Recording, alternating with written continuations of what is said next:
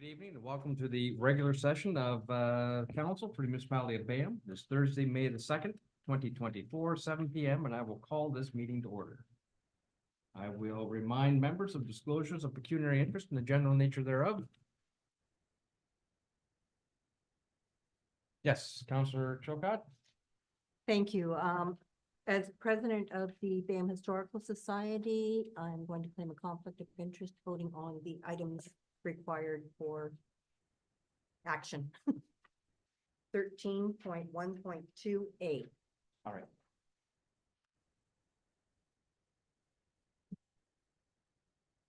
Okay, any other conflicts? All right, seeing none. I don't believe we have any items not listed on the agenda this evening. Any announcements?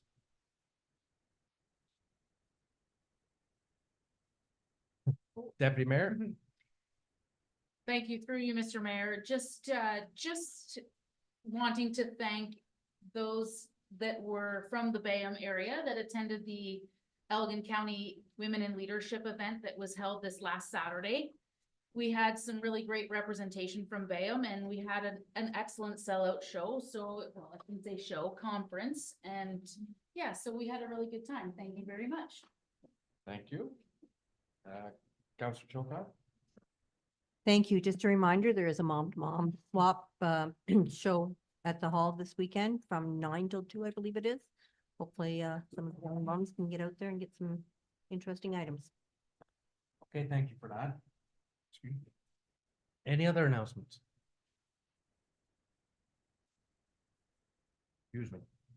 All right, moving on then with section 7 of the minutes or the agenda, excuse me, adoption of the minutes. We have the regular council meeting held April the 18th, 2024. I hope everyone's had an opportunity to peruse those minutes. If there are no errors or omissions, I would accept a mover and seconder for the following, that the minutes of the regular meeting of council held April the 18th, 2024 be approved as presented.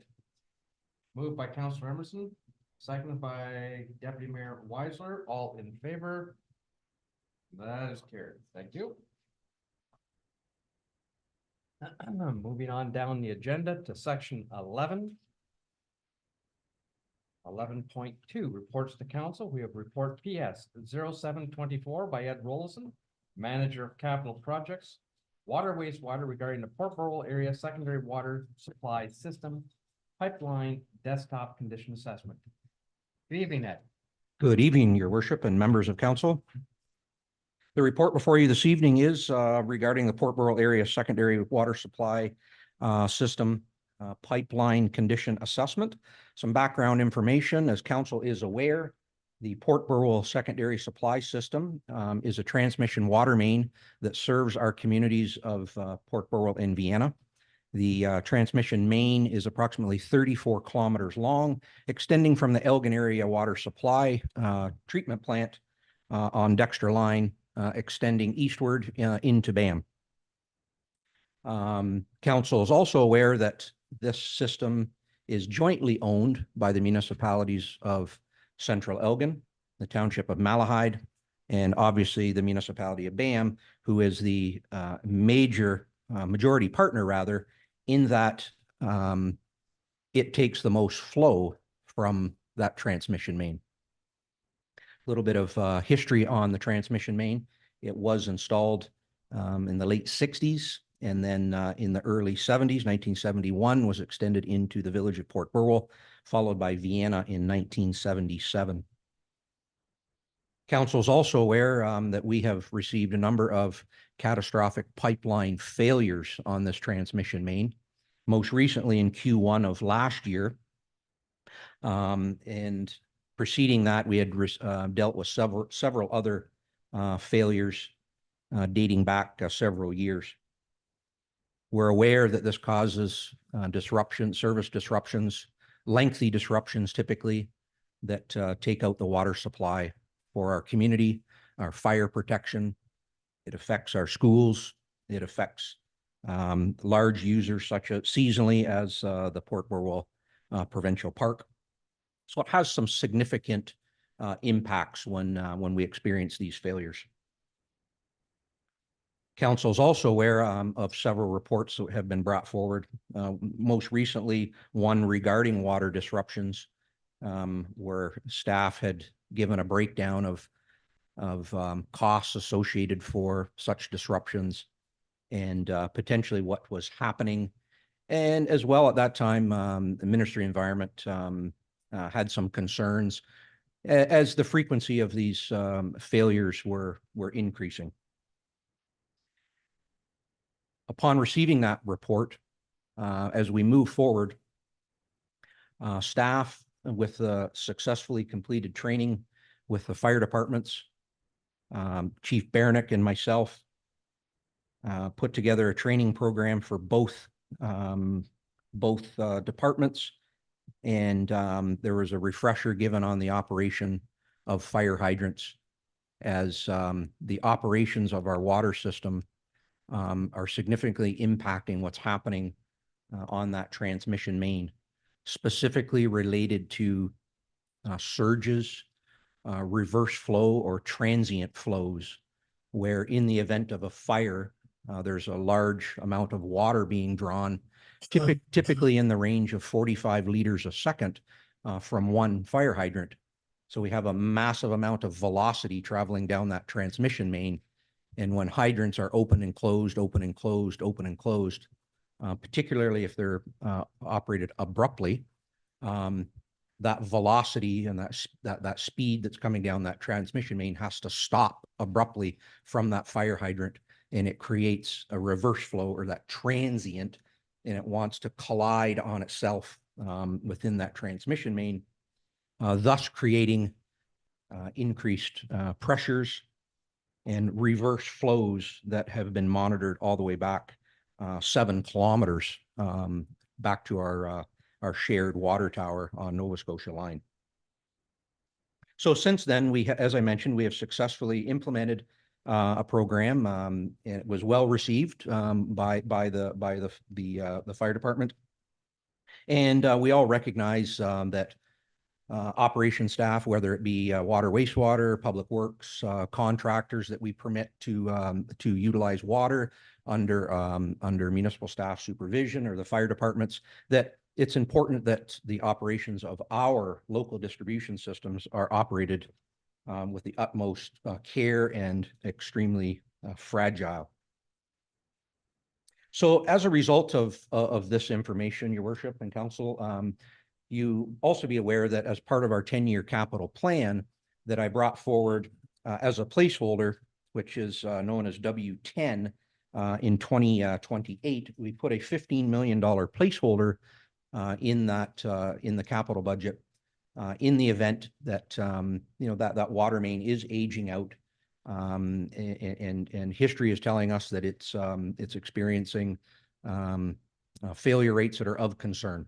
So as a placeholder, we have we slotted in $15 million, and as such, the Port Burwell Secondary Board, which is comprised of a member from each membering municipality, Central Elgin, Malahide, and BAM, as I mentioned earlier. Councillor Emerson is a member on behalf of BAM. The administering municipality being Malahide, Malahide staff brought a report forward for the board to consider, and they approved a condition assessment to take place on not only the 7 kilometers of pipeline that we're concerned with, but the entire 34 kilometers that extends from the water plant all the way to Port Burwell. So this report will, and I've attached a copy of the report that Malahide staff brought forward, as well as the condition assessment report that was just recently received at the April 24th water board meeting. In summary, however, the report did indicate that yes, the condition is of concern. They completed a full analysis of the history of the pipe, the age of the pipe, the pipe conditions. One of the major concerns is obviously the operations, as I mentioned before, and the sensitivity of this pipeline, in particular that not only of its age, but for the time in the late 60s, early 70s that I mentioned earlier, that how it was installed. Typically, to today's water main standards, much different, a much stronger pipe, engineered bedding material, engineered joints, restrainers, and just a totally different standard than it was in the late 60s, early 70s. In particular, that transmission main has no bedding. So it's somewhat exposed to, movement in the pipe. It's in its native material, which is primarily a silty clay. So that with the age of the pipe and the operations of the pipe, the engineer from the consulting firm did confirm that through monitoring, we put a number of transmission recorders along the line, and we simulated some transient flows by the operations of a fire hydrant. All of this information is graphically displayed in that report from the consulting engineer, and it did in fact confirm significant spikes in transient flows recorded all the way back 7 kilometers, which in fact is the PVC material that we're concerned with. The remainder of the transmission main is an asbestos concrete material, totally different pipe. So the transition is at our water tower. So from the water plant coming down Dexter to Port Bruce, out of Port Bruce to Copenhagen, Copenhagen to our water tower down Nova Scotia line is asbestos concrete pipe. From the water tower into BAM is PVC pipe. That's the 7 kilometers that in the risk assessment ranked fairly significant for risk and for frequency of failure.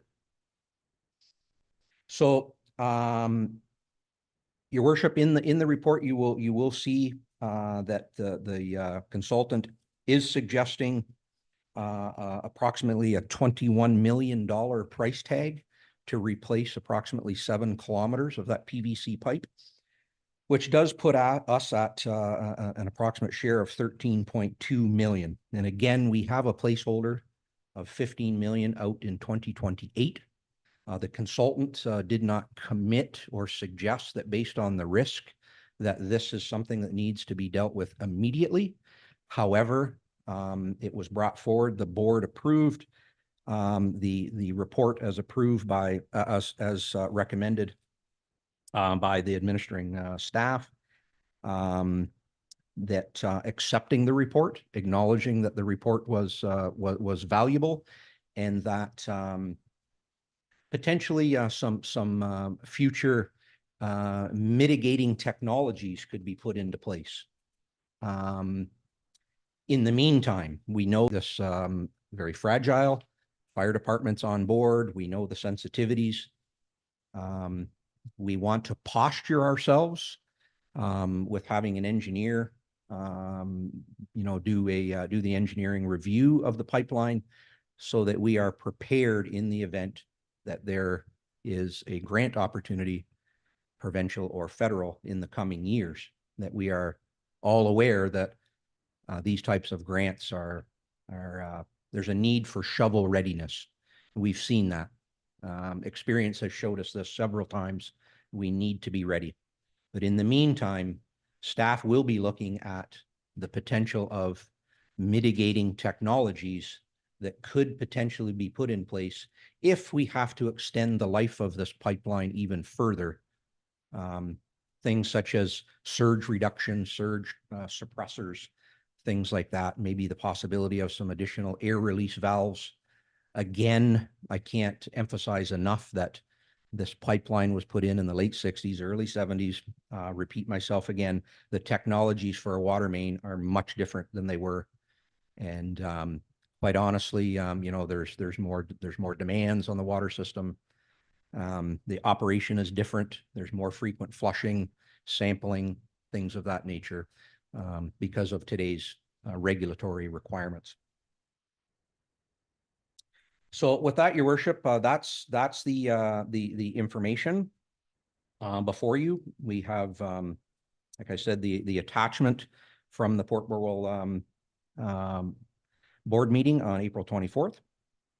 And also attached a lot of information there from the consulting engineer regarding the assessment. I would be happy to take any questions. Thank you, Ed, for that report. It is lengthy, but there's a lot of information in there. I particularly enjoyed the perspective from BAM, from Malahide, from your consultant, Pure Technologies. There's a lot of history there, and it's fairly self-explanatory. So having said that, I'm going to open the floor up to any counselor that has any questions for you. Deputy Mayor. Yes, thank you through you, Mr. Mayor. The engineered reports, is the secondary water system assuming the cost of that? Is that going, or how is that distributed to have the information on hand? The cost? Through your worship, to the deputy mayor. Yes, all associated costs are through the board. So again, that's divvied out 3 ways. So BAM, Malahide, and Central Elgin. And again, the way that the percentages work in terms of costs is based on the amount of flow on an annual basis. So our flow consumption for last year was approximately 61 or 62% of the flow that came down that pipeline. So the formula for the 7 kilometers of pipe, the estimate of $21 million puts us in and around that range of the 13 point some odd. Yeah. That can fluctuate based on our usage as well as Malahide's and Central's. It can up and down, not too significantly, but yeah, it can bounce around between 60 and 65%. The further to that, I don't have the exact numbers in front of me, but the board does have some reserves on hand that they've built up for such capital works. Of course, moving forward, those reserves would quickly be expended on a project of this size. Thomas, please. Thank you, Mr. Mayor. Just to supplement Mr. Rollison's comments, I believe the number they mentioned at the board meeting last week for reserves was approximately 2.5 million at this time. Okay. And just for council's information, that the number provided is $21 million, of which would be approximately 13 million. This is 2024 figures, and this is a 2028 budget item. So we have to account for inflation when we look out a little bit to determine what BAM's ultimate costs may be if this is a project that is 3 or 4 years down the line. All right, thank you for that. One of the things, if I could, your worship, further to that, it's important for council to understand and realize that water and sanitary contractors in particular, laying water main is a relatively simple construction procedure. The issue here in terms of the value associated with this is that this is not only installing new water main, whether it be technology of directional drilling these days, or if it's open cut with, bedding and full restoration, more of a conventional style of construction. But a large component of this also would be maintaining water supply into our community while under construction. So that in itself will have a fairly significant expense component to this overall project. If it was just simply laying new water main for a new community, simple. But having to maintain what's already there so that people have safe, reliable drinking water in our community, it will be a bit of a challenge. Thank you for that enlightenment there, Ed, but thank you. You're welcome. Any other questions, Deputy Mayor? Yes, thank you through you, Mr. Mayor. The desktop assessment that was attached to the agenda, Mhm. that was requested by the secondary water system. So was that cost as the board paid for that? That's To correct. have That's correct. this information. So do we have everything that we need to, if a grant opportunity opens up, are we in good shape to apply? Through your worship to the deputy mayor, not as of yet. This is one of a number of steps. So the board authorizing moving forward, accepting this report, recognizing that yes, there is failure here, and yes, that this is a a lifeline for many communities and whatnot. No, the next step is the board, and you'll see in the resolution there that the board approved moving forward with an RFP for engineering services. So as part of becoming shovel readiness is a significant amount of the engineering ready, engineering design, really demonstrating to the province and the feds that yes, we're serious, we're ready. We have we've employed all we can. We have studies. We're working towards the betterment and showing that that's part of the need.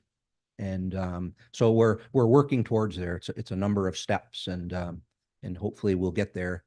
Obviously we have provincial and federal elections not too far off on the horizon. So yeah, we need to be ready. Okay, Thank you through you, Mr. Mayor. I thank you for the report, Ed, and I was lucky enough to be working with you. I shouldn't say lucky enough, during one of the main breaks. I'm just wondering how, I know we have this as a placeholder in 2028, but if we were to have another failure, would the water board want to move forward sooner than 2028 to repair that? Like, how many more breaks can we afford before we pull the plug and say we have to replace this? Through your worship, but fair question, Deputy Mayor. This is I don't have an actual answer for that. We have demonstrated that we can meet the regulatory requirements during these catastrophic events. It really comes down to, and this is something to keep into the back of our minds, that the Minister of the Environment could order something to, but we're not there yet. Typically that is when there's contamination, there's illness, there's I certainly don't want to say something like Walkerton, but this is how the regulations in the water business have changed because of a catastrophic water event like that. We're not there. The regulations in play now safeguard drinking water. Obviously we know it's the only utility that we consume, but there's safeguards in place and there's procedures in place for such catastrophic events. So it's really it's hard to say, but we know as a board that we will be, and staff, that we will be exhausting all avenues. This is a significant financial impact to all three municipalities. So we will be striving to mitigate these risks. We've learned from these. We're educated. We know somewhat how to prevent them. So, and we've kept in close communication with the Ministry of the Environment because they have kept an eye on this as well. So we have an excellent working relationship there, and we're hopeful that when the time comes, that we are prepared and that we can demonstrate we're ready for the funding. Yeah. Ed, what's the time frame for the RFP and the length of time for the engineering process? There was no set time allotted on the administering staff. However, I do understand, in actually speaking with Malahide staff as of today, we're actually starting to compile some other examples of similar types of projects. So I would suggest that something would be coming to the board potentially this summer. And then timeline, that will depend on like the engineering timeline. That'll depend on the firm and how we dive into this. So certainly we will be pushing in preparedness for any potential funding that can come along. All right, thank you for that. Anything further? Just a comment through your worship. The interesting thing in that whole report is how they do the probability assessment, and the main thing was if it failed, it'll probably fail again.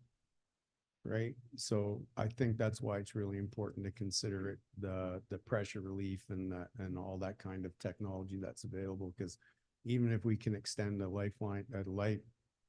life of that pipeline just 5 years, it would greatly reduce the average cost of the asset and replacement, you know? Mhm. So basically, the longer it can stay viable, the Mhm. cheaper it is.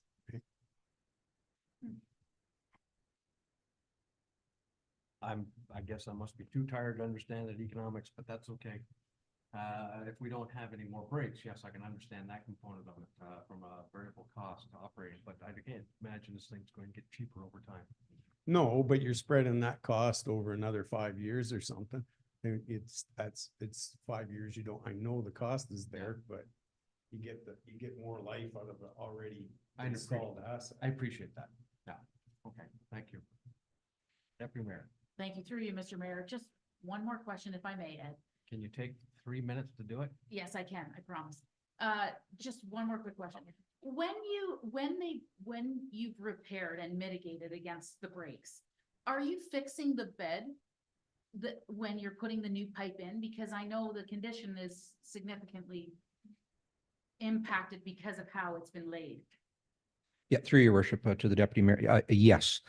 In fact, this was brought up at the board meeting, the number of breaks, and you'll see in a number of the illustrations there that it's not uncommon to see a full length of pipe, which is 20 feet, break, and it, kind of coils in on itself, which according to the engineer, is 100% proof that this is related to transient pressures and reverse flow. So when that section of pipe is removed and today's quality of pipe goes in place, yes, it's properly bedded, compacted, restrained, disinfected. Yeah, the rules of today and the quality and the standards of materials for drinking water system are much, much, much different. Thank you. Anything further? Got a public meeting coming up at 7:30. It's very interesting.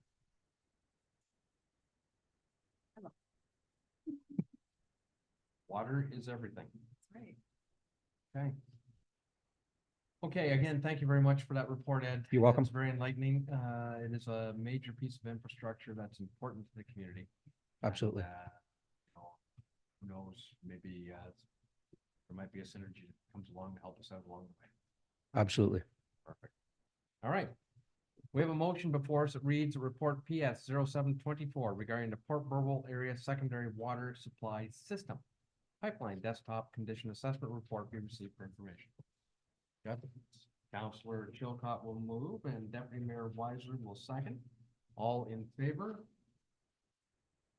That's carried. We can drag our feet for 2 minutes. I don't think there's anything that we can accomplish on the agenda that would, actually, there is. If we can divert from the agenda and go quickly down to section 12.11 to receive for information, we have a few items. Item A, notice of public meeting regarding the proposed zoning bylaw amendment ZBA 1224 Asher. Item B, notice of public meeting regarding proposed zoning bylaw amendment ZBA 1324 Danfros Farms, Inc. Item C, notice of passing regarding zoning bylaw amendment ZBA 0823 Blatz. D, notice of passing regarding zoning bylaw amendment ZBA 0524 CHR Farms Limited. E, notice of passing regarding zoning bylaw amendment ZBA 1124 Peters. And item F, notice of decision regarding minor variance application A0224 Probes. Does anyone have any questions or concerns regarding any of these pieces of information? Then I would entertain a mover and seconder for the following, that items 12.11A through F be received for information. And I saw Councillor Emerson move that. Councillor Chilcott will second that. All in favor? That's carried. That brings us within seconds of time for our public meeting. So I will suspend a regular agenda, move to the public meeting. Okay. Okay, good evening. Now we're going to move into the statutory planning meeting for Thursday, May the 2nd, 2024. It is 7:30 PM. Application A. I will call this meeting to order. Remind the panel of any disclosure of pecuniary interest in the general nature thereof.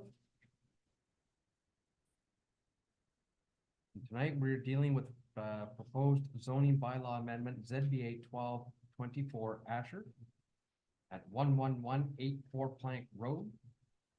Purpose of this bylaw amendment is to rezone the subject property from Hamlet Residential, the HR zone, to a site-specific Hamlet Residential HRXX zone to permit the development of an accessory detached garage on the subject property for personal vehicles and storage, which requires relief from the following provisions.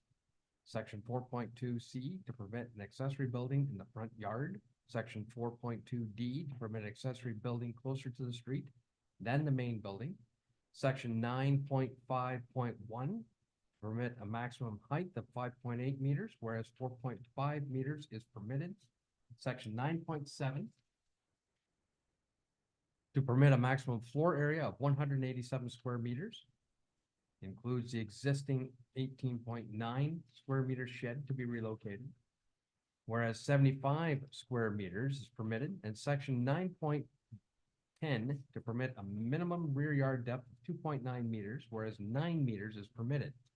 The subject property is known as 11184 Plank Road, east side and south of Eden Line. The effect of this bylaw will be to permit a new accessory building, a detached garage that is located within the front yard, is closer to the street than the main building, exceeds the maximum height and maximum floor area, and does not meet the minimum rear yard depth. Okay. At this point, I will call for any public participation relating to this file. So anyone wishes to speak to this file, this application, please come forward, sign at the podium, and have your say. Is there a sign-in sheet at the podium? Please sign it. And then when you begin, just state your name for the record.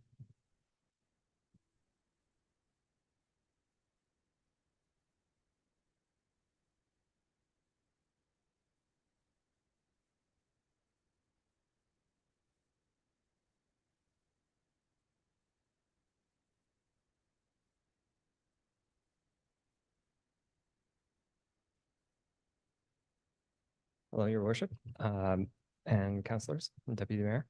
I am I'm my father's son, and I'm one of the people that can speak to all of your questions for this rezoning application. So I don't have anything to say.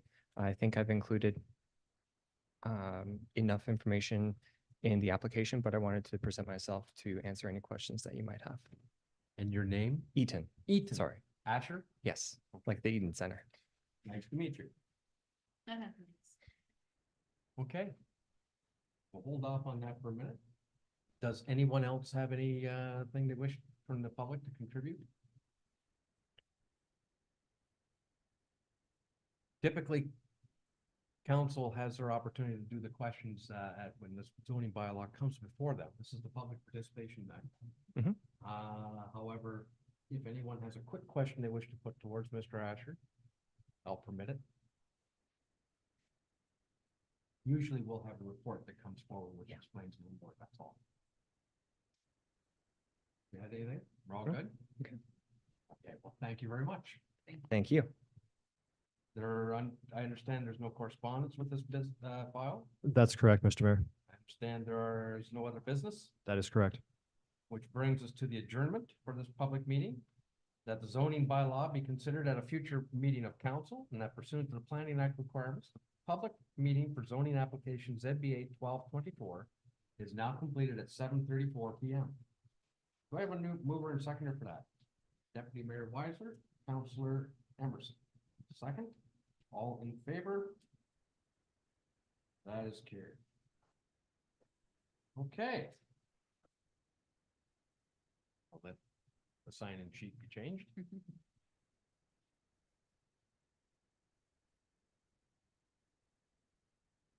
While he's doing that, I will call to order the second public meeting for application B at 7:35 PM. I will remind council members of any disclosures of pecuniary interest and the general nature thereof. This public meeting will be dealing with the proposed zoning bylaw amendment ZBA 1324 Danfros Farms, Inc. at 56796 Glen Erie Line. The purpose of this bylaw amendment is to rezone two portions of the subject lands as a result of a surplus farm dwelling severance in zoning bylaw Z 456/2003. The proposed severed lot is to be rezoned from the agricultural A1 zone to a site-specific rural residential RRXX zone to permit a minimum front yard depth of 3.3 meters and a minimum lot area of 0.38 hectares as a result of the Glen Erie Line road widening required by the County of Elgin as a condition of approval. The proposed retained lot is to be rezoned from the A1 zone to a special agricultural A2 zone to prohibit new dwellings. The subject lands are known as 56796 Glen Erie Line, north side and east of Stafford Road. The effect of this bylaw will be to recognize the residential nature of the newly created residential lot and to prohibit new dwellings on the retained farm parcel in accordance with the official plan. As part of the clearing of consent conditions for Elgin Land Division Committee file number E2-24 that was conditionally approved on February the 28th, 2024. At this point, I will invite any public participation pertaining to this application. Anyone wishing to speak to this, please attend the podium, sign in.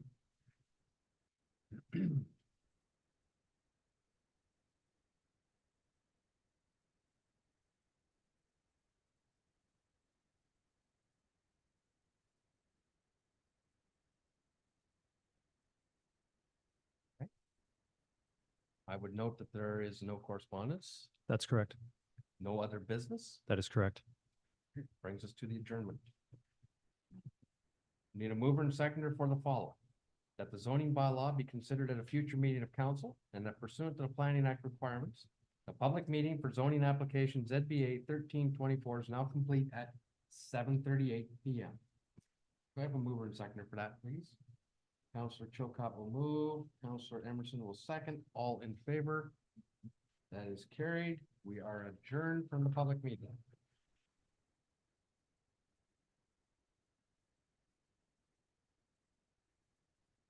We will now resume our regular meeting schedule. We left off at 11:02, reports to council. Item B, report BL 0424 by Stephen Miller, bylaw enforcement officer regarding municipal law enforcement policy update. Good evening, Stephen. Good evening, Mr. Mayor, members of council. Through your worship, the report before you deals with the Municipality of Bayham Municipal Law Enforcement Policy. Under the current policy, the only proactively enforceable bylaw contraventions are those related to traffic and parking, as well as zoning issues, which are currently dealt with under the Municipality of Bayham zoning enforcement policy. Enforcement of all other bylaw matters in the Municipality of Bayham must be undertaken on a complaint basis only. This methodology works well for property-related investigations. However, there are other bylaw contraventions which can and likely should be dealt with by way of proactive enforcement. Some of those areas include parks and recreation enforcement, more specifically, enforcement of beach-related provisions of the Parks and Recreation bylaw, as well as animal control. Parks and recreation contraventions, as well as beach-related contraventions, are open, public, and readily observable. Staff are submitting to you tonight that it doesn't make a lot of sense to have to wait for a complaint when any person can observe the contravention occurring, but particularly when I'm on patrol at the beach. In terms of animal control, the bylaw enforcement officer could not action an issue related to a dog found running at large under the current policy unless there had been a complaint. It is important to note that animal control is not only an issue dealt with by way of municipal bylaw, but is also governed under the Provincial Dog Owners Liability Act. If an animal that was known to the municipal law enforcement officer to be running at large did bite a person or domestic animal, liability would likely be the result, liability on the municipality for a failure to action that issue. Staff have proposed bylaw 2024-024, which repeals the former municipal law enforcement policy and replaces it with a similar version that allows for proactive enforcement of the Parks and Recreation bylaw, as well as proactive enforcement of any animal control related issue. The new policy includes verbiage allowing police officers to undertake bylaw enforcement activities in the absence of a complaint of their own volition. This is more or less a housekeeping provision. It's just a kind of change in the policy statement. Police officers can already have the ability to action bylaw enforcement issues. We're just formalizing that in the policy. Updated verbiage, which makes reference to the fact that zoning contraventions are now dealt with under the council approved zoning enforcement policy. There is a change in verbiage which previously referenced the town administrator. It's been changed and references the position by title of CAO. And updated language in section 3.1 subsection I, which now reads as follows. A municipal law enforcement officer may undertake an investigation on his own initiative upon observation of a possible situation of a bylaw violation where the matter is of an immediate threat to health or safety, where the matter involves an issue related to animal control, where the matter involves an issue related to traffic or parking, or where the matter involves an issue related to a contravention of the Parks and Recreation bylaw. This would include the beach-related provisions. As always, enforcement of these provisions, whether undertaken proactively or by complaint, would be undertaken with the strong bias towards compliance, education, and collaboration with members of the public. Thank you. Thank you for that report. I think I have a clear understanding of what it is that you're after there. I'm going to open the floor up to questions from council members. Any concerns, questions? Deputy Mayor. Thank you through you, Mr. Mayor, and I know we are going to be discussing it later in the agenda, but does this capture in the event that we revisit the parking at the beach? Will this capture what you're looking for or what we need in the event that that happens? Thank you for the question, and through you, Mr. Mayor. Yes, it would. Under the current policy, parking can be undertaken by way of proactive enforcement. However, the change here would be that if I'm down at the beach anyways, and I'm observing things like dogs off leash or things like that on the beach, I could very simply go out and have a quick conversation with the individual. The current policy, in order for me to undertake enforcement action, requires there to be a specific complaint submitted in writing. And that's the essential difference that we're trying to address by way of the policy change. Thank you. Any other questions, concerns?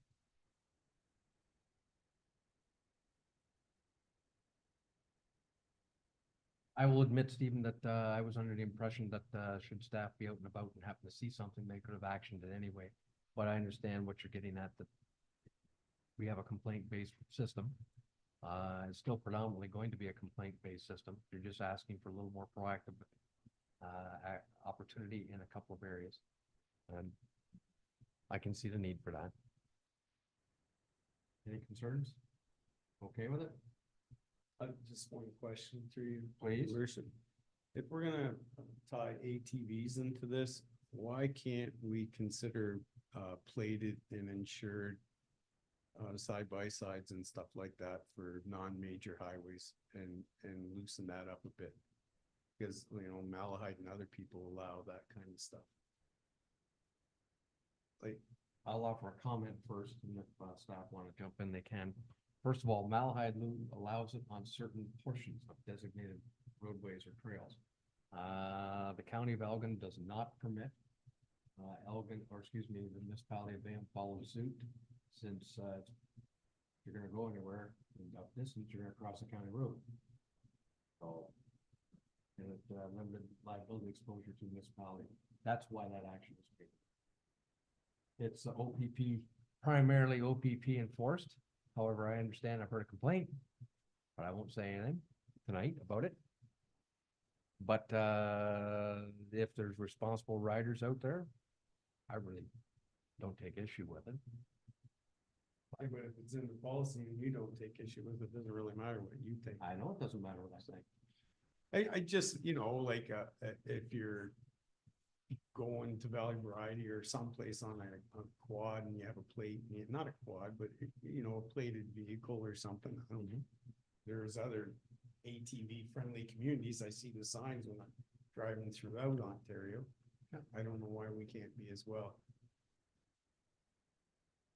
Council today decided they didn't wish to permit it. Through you, Mr. Mayor, the current municipal law enforcement policy does allow for proactive enforcement of traffic and parking related issues, which ATVs would fall under. Typically, the approach is just to stop and have a conversation. It's not something I would typically engage in, especially if someone were to run. That creates a whole host of additional liability to the municipality. However, if someone's readily available and you can have a conversation, typically what I would just do is explain the provisions of the bylaw and leave it at that. Thank you for that. Any other comments? I would assume, Councilor Emerson, that if you wish to raise the issue on off-road vehicles down the road, sure, we can bring it back and talk about it again. But in terms of dealing with this particular request tonight, let's stay focused on this one. Councilor Chilcott. Thank you. I just had one question, and I've spoken to you about it previously. In the wintertime, the beach is closed by signage, but many people use that beach. Would you be down there checking out people walking on the beach in the winter, or do we need to revisit that policy as well? Thank you for the question through you, Mr. Mayor. This policy would allow for proactive patrols to ensure that that the bylaw is being complied with. It would allow for that. Would that be something I would be regularly checking on?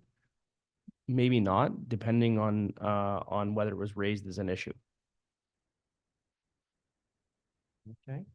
Thomas? Thank you, Mr. Mayor. I think in discussion with Mr. Miller, the intent of the proactive enforcement and patrol at the beach is specific to the time when the beach is open and we have our tourist season. So between the May long weekend and the Labor Day long weekend, off season, the beach generally becomes a use at your own risk beach, and the focus on proactive patrols at that time, in my mind, and I believe the bylaw enforcement officer would agree, would substantially decrease. This is more so in respect to previous direction provided by council under the new Parks and Recreation bylaw that have new provisions for prohibitions related to things like dogs on the beach or open fires or certain types of tents, that sort of thing, and enforcing those during the high season. Councilor Chilcott. Thank you. That's more or less what I expected. I just wondered if you said it's a use at your own risk beach in the wintertime, but currently it says it's closed. So that's the part that I thought might need to be revisited at a future date. All right. Stephen. Thank you. And through you, Mr. Mayor, the intent of amending the policy is not to say that I am necessarily absolutely going to do this and I'm going to do it on a consistent, regular basis. The issue right now is that the policy doesn't permit me to do it at all. So the amending of this policy would allow me to undertake proactive enforcement if there was an issue. Again, enforcement would happen through education and voluntary compliance. But if I were to do that now, I would be in contravention of council policy, which I'm cognizant of, and I want to make sure that I don't run afoul of. Any further discussion, questions? I'll call the question, I'll read out the motion then. That report BL 0424 regarding municipal law enforcement policy update be received for information, and that council approve the municipal law enforcement policy as presented. And that a bylaw be brought forward to adopt the policy. I need a mover and seconder for that. Deputy Mayor Weisler. Councillor Chilcott will second. All in favor? Okay, that's carried. Thank you. Thank you, Mr. Mayor, members of council. Jumping down to 12.2, reports to council. Report DR 0824 by Steve Adams, Manager of Public Works, Drainage Superintendent regarding the Bartley Drain updated assessment schedule. Good evening, Steve. Good evening, your worship, members of council. So the report before you, regarding the Bartley Drain, schedule. This came to staff as a landowner, submitted a request, to come out, and have a look at their property. They had some water issues, due to the drain backing up. So I was out there with the landowner. We inspected the drain. Staff did find that the drain was in for some repairs. So, we started looking into the assessment schedules and the paperwork that has to be done with this. And we found some unfair and unclear corresponding assessments with all the splits that have happened within the watershed. So generally, this happens when there's a lot of severance splits. New drains are added or branches to the drain are added. Sometimes there's some overlapping. These drains generally are fairly old. This one, however, was rebuilt in 2001 under bylaw 2000-104. It was reconstructed. It services about 500 plus acres and more than 70 property owners. It's not relatively a massive area. However, there's a lot of property owners within it. There's been a lot of new development in this area. So there's a lot of determining what was right and what was wrong. And unfortunately, the assessments are just not fair to many of the owners. So in reason, these generally, like I said, severance splits, additional branches overlapping. If they prove to be unfair, if they prove to be not valid to the original assessments, direction has to come from council to appoint an engineer to complete a new assessment schedule. This would be based, in this case, this is under section 76 of the Drainage Act. So in this case, there's four branches. There's actually another drain that does drain into this outlet into this drain where the maintenance is going to take place. So it'll have to account for that one. That drainage schedule's in a better shape. We won't have to fix that one. So staff are recommending council to direct the engineer to create a new schedule. And then following this is just like unfortunately all the other new constructed drains. We have to go through the process. I'll host a on-site meeting just because the amount of people involved. And generally this happens in the construction phase.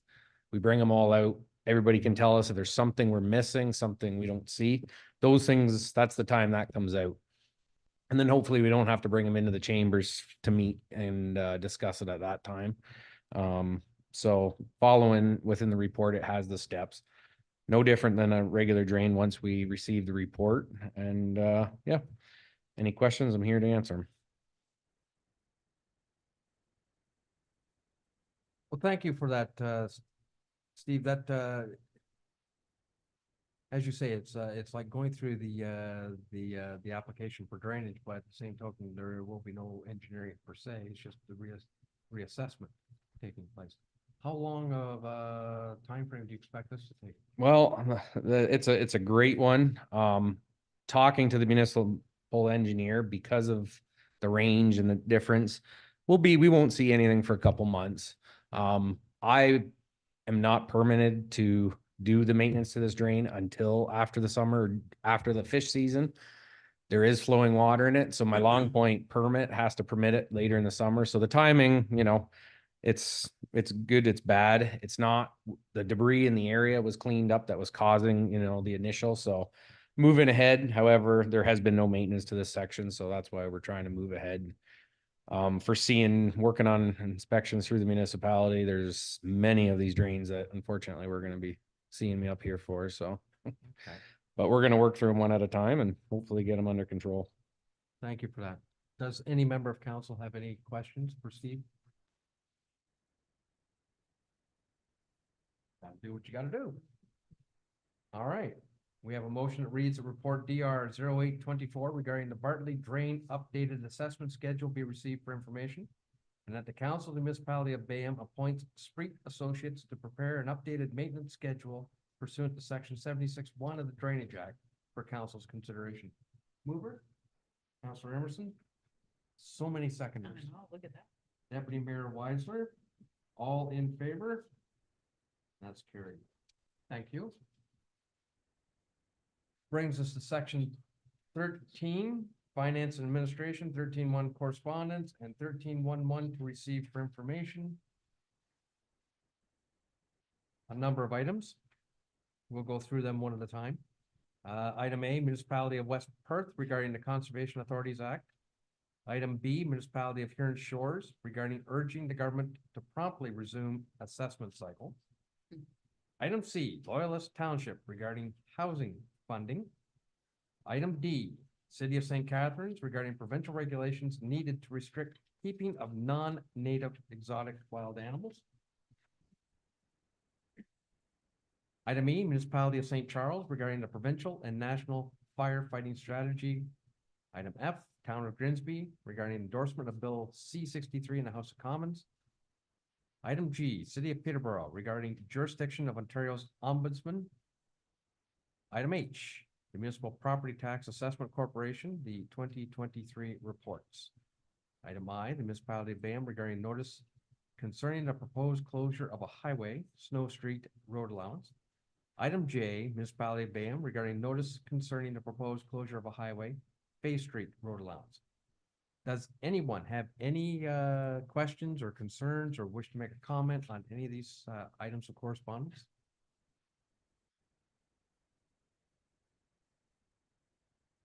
Deputy Mayor? Yes, thank you through you, Mr. Mayor. Just a quick comment on A. Long Point Conservation Authority met last night. We did pass a resolution and that'll be in the minutes coming up in the next meeting, which has a little bit of a tighter policy that we did endorse. So and I did, just for your information, provided that to council right before council. So I do think it's something that we need to look at, but I did like the wording of Long Points, so we'll wait for next meeting. Okay, thank you. Any other items for anyone?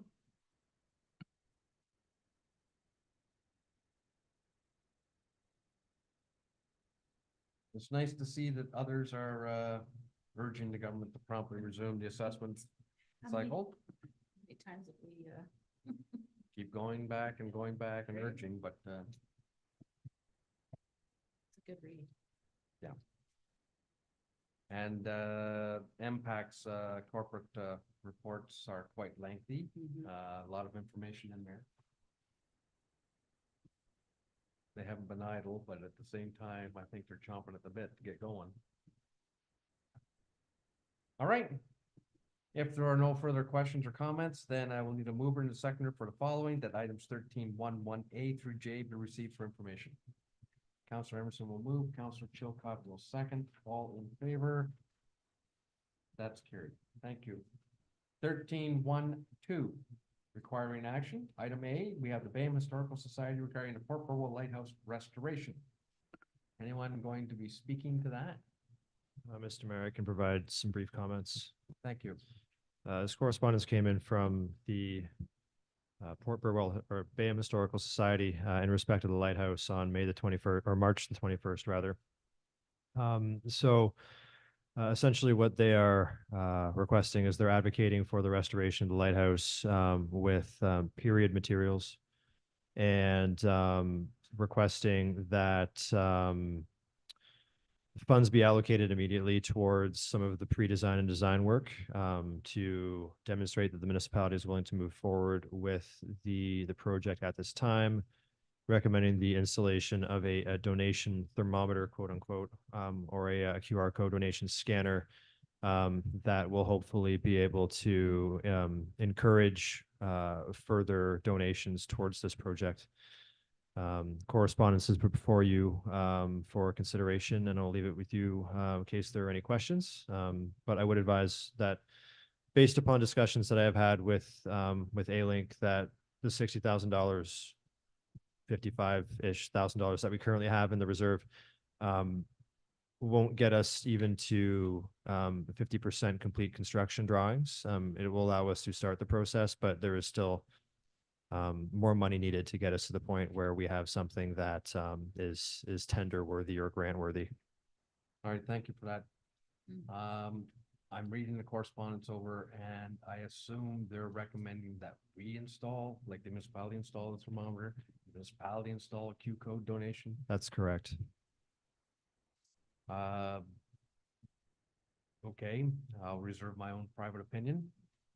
Deputy Mayor? Thank you through you, Mr. Mayor. I just for clarification, who is taking the lead on donations? A good question. Because I know that we have a reserve set up through the municipality that will issue charitable tax receipts, correct? Yes, so based on previous information provided to council, we can issue tax receipts for donations $20 and over. We do allocate that to the Lighthouse Reserve. Municipality at this point, council has not provided any direction for the municipality to lead donation efforts. The municipality at this time is hopeful that members of the community will spearhead this. Councilor Emerson. Or do you? Oh. want- Oh, you have I'm something sorry. else? No, you go. Well, the way I understand it, Port Rural Historical Society can issue charitable donations, and they're collecting funds on their own behalf for lighthouse restoration as a separate side thing. As far as leading donations, I do have a plan in place to start raising money for the lighthouse.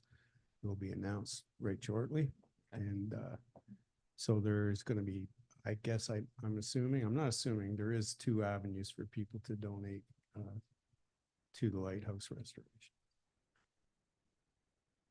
Correct me if I'm wrong, someone in the room, but I understood that it was the, and perhaps I have got it mixed up. There are 2 historic societies within the community. The Bayham Historic Society, the Port Burwell Historic Society, both are within eligible to issue tax receipts for donations. Were they not partnering up on the initiative for the lighthouse? Or have I just misunderstood that? You can't answer that because you're excluded from this section of the meeting, Councilor Chilcott. Well, I through you, Mr. Mayor, I know from speaking with the Port Burwell Historical Society, they would like to lead on their private or semi-private donation drive. I can't speak to Bayham Historical Society. That seems to be a newer development, but I do know for. I may have it misunderstood. But Well, you maybe- could be possibly, you could be very well right. I don't know, but I know that it has been brought to my attention by the Port Burwell Historical Society. Okay, thank you for that. Deputy Mayor, I cut you off. No, thank you through you, Mr. Mayor. Some of my inquiry has been answered, but I think from a process perspective, I just would like to clarify with staff. Some of what they're asking for, really, we haven't actually made a decision No. on what the restoration is going to look like. So from a process perspective, how do we bring that forward again so that we can have that conversation? And is there a placeholder in the budget at this time for what it's gonna cost to get shovel ready? If I recall in the capital budget, is there a placeholder 25? Through you, Mr. Mayor, so the lighthouse itself is currently a 2025 capital item. Yes. That's $1.5 million. Now, we do have the reserve funds that are set aside currently if council would like to use that reserve before 2025 to do the engineering work, some of that pre-design, design, and construction work, we can do that because there's no levy impact for that. It's money that we already have. But you're right, council has not decided what to do in respect of the restoration itself, where to focus, what sort of cladding, whether or not to address things like ventilation, the doors, and some of those secondary components. Before we even get to having that discussion with A-Link and starting that off, we need to understand what council's direction is in that regard. The only other point I'd bring up, just rereading the correspondence, there's a question about properly registering on title bylaw 8529. That was a Port Burwell bylaw. Now, there is some question as to whether or not we can even do that because technically the village of Port Burwell no longer exists. And this bylaw is 39 years old. So again, for council's information. All right, thank you for that. Councilor Emerson. Mr. Mayor, through you, in response to that, it would just be really nice for the community to have a goal, formally stated that what it takes to get shovel ready so that people would have a target for fundraising. And I just think it's important for us to establish that dollar amount so that we can move forward to be ready for any possible provincial or federal grants. I understand that. I get that. Well, We know that the Class D estimate is telling us it's 1.5 million. no, not that part, the engineering and the shovel ready part, so that at least we could get that done. That part will also be predicated upon what direction council wishes to go for restoration. That's what I'm keep coming back against. How do we know what to ask for if we don't know ourselves? If we go one route, we're gonna be committing the community to ongoing maintenance down the road. If we go another route, we could minimize maintenance costs, but it's gonna require a little more capital investment. Okay, So I'm not sure which way to go. so then it's kind of chicken and the egg. Yes, it is. Right? We can't, if we don't have the money in place or a goal in place to raise money for the engineering, then we don't know what we need to do. Right. And as long as we don't know what we need to do, we can't ask the community, set a goal for the community. So That's right. that's kind of like a logical, loop-de-loop there. That somehow we should overcome at some point so that people can know what to do. Or, yeah, well, Yeah. we're here. I know what I would prefer to do, but I know it's not supported by everyone in the community. And I've had others in the community suggest we do something else too. I know. Thomas. Thank you, Mr. Mayor. Just quickly to clarify, so we will need to understand what council's desires are for the ultimate restoration, but depending on what council chooses for that restoration, it shouldn't have an appreciable effect on what some of the design fees will entail, which I believe is what Councilor Emerson is alluding to.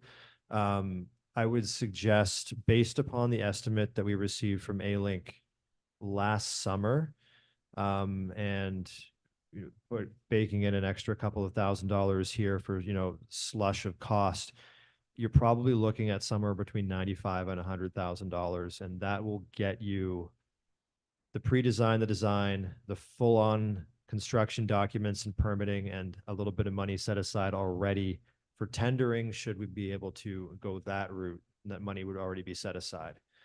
If you pull the tendering component out, you're probably around 90, 95. So that's sort of your range for a preliminary goal. If design and engineering work to ready the lighthouse for any grant opportunities is the goal at this time.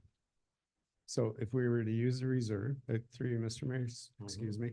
So if we were to use the reserve that's set aside now, and if we say the number's 100,000, then we need to come up with 35,000. About $45,000, that's 45. correct. Yes.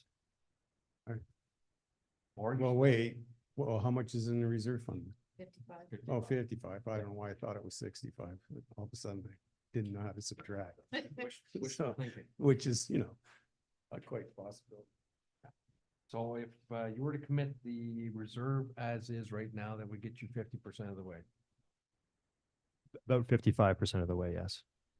What's the downside of taking that route? Can you, any idea? What's the risk, downside risk, or even upside risk? By obtaining half a quote, so to speak.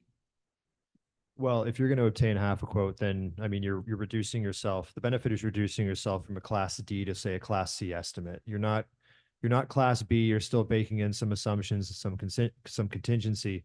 If you're going with full design, which is what approximately $95,000-$100,000 will get you, you're bringing yourself down to class B. That estimate is going to be $2024. If the work is a 2025 project, 2026 project, obviously there may be some cost fluctuations due to, shifting costs in the construction industry. That's the main challenge that we see right now, is that that estimate might stagnate depending on how long the project sits as just design.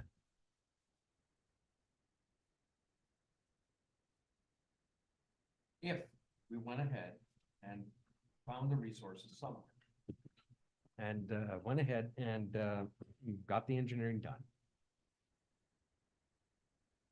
I would assume it'd be engineering for a full meal deal. And then it would be a case, council would still have to visit the opportunity and figure out what it can and can't do. You know what I'm trying to get at here? I'm trying to save on the engineering side if we're not going to do something. If we're not gonna replace the windows, we're not gonna replace the roof, we're not gonna replace the door. You know what I'm getting at? That's $200,000 worth of cost that we could save right there. Or do we go get the full meal deal and pay $95,000, $100,000 knowing that maybe we don't wanna do that? I still think we need to figure out what we're gonna do before we go forward and ask for the engineering work to be done. We can't pick and choose from, excuse me, through you, Yeah. Mr. Mayor, we can't pick and choose.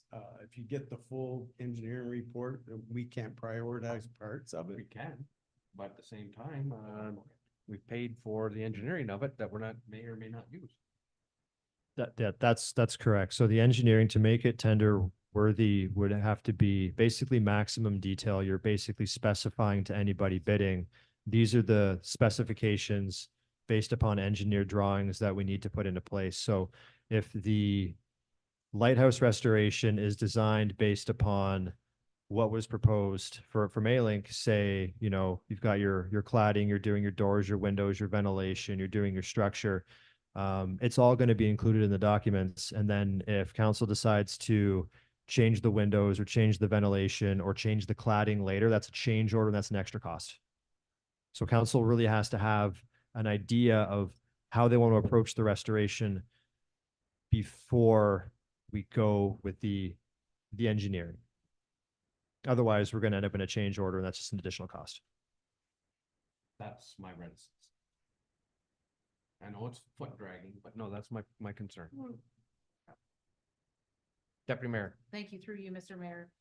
So is there a way that we could bring back the report that we received for information earlier and have a look again And decide. at the different options? Because I'm pretty sure, my memory serves me, there were a number of options that we could look at. Yeah. And I think perhaps we need to bring that report back to council so we can have a look at it and have another discussion on it. Yeah. Then- Well, I would, if that's what it takes through you, Mr. Mayor, then I would agree we should do that because we're gonna talk about what we need to do and we're gonna go past our election time window and miss opportunity for grants if we're not shovel ready. Saying that there's money being handed out during a federal or provincial election or whatever, and we're not ready, Mm. then we miss that window. And then what are we gonna do? Wait 4 more years for the next election to be shovel ready? But if we're gonna take opportunity of possible grants or anything, we really need to bring that report back forward and bring it back, right? Come back forward. That's what my workers used to say to me all the time. But, and then decide what we want to do and then make a plan to, attack any possible, like to me, if it was structurally sound, we could get the cables off, that would be a wonderful thing. Right? And then that's the core of the thing. And I know it'll still leak or whatever, and it's still gonna do it, but at least you got some time to figure out how to make it structurally sound again, or waterproof again, or whatever, ventilated properly. Okay, quite, yeah, that's fine. in my mind, it's, the restoration is an all-in-one deal. Structural soundness plus a new cladding, whichever route we're gonna go. To keep that moisture out. Because Okay, otherwise, what's the point? well, then we don't have to bring anything back. We just have to say that's the number and go for it. Okay, that's fine. Are we gonna put hardwood board on it? Are we gonna put cladding? Well, We're gonna put cedar shakes on it. You know what I'm getting at? What are we gonna do?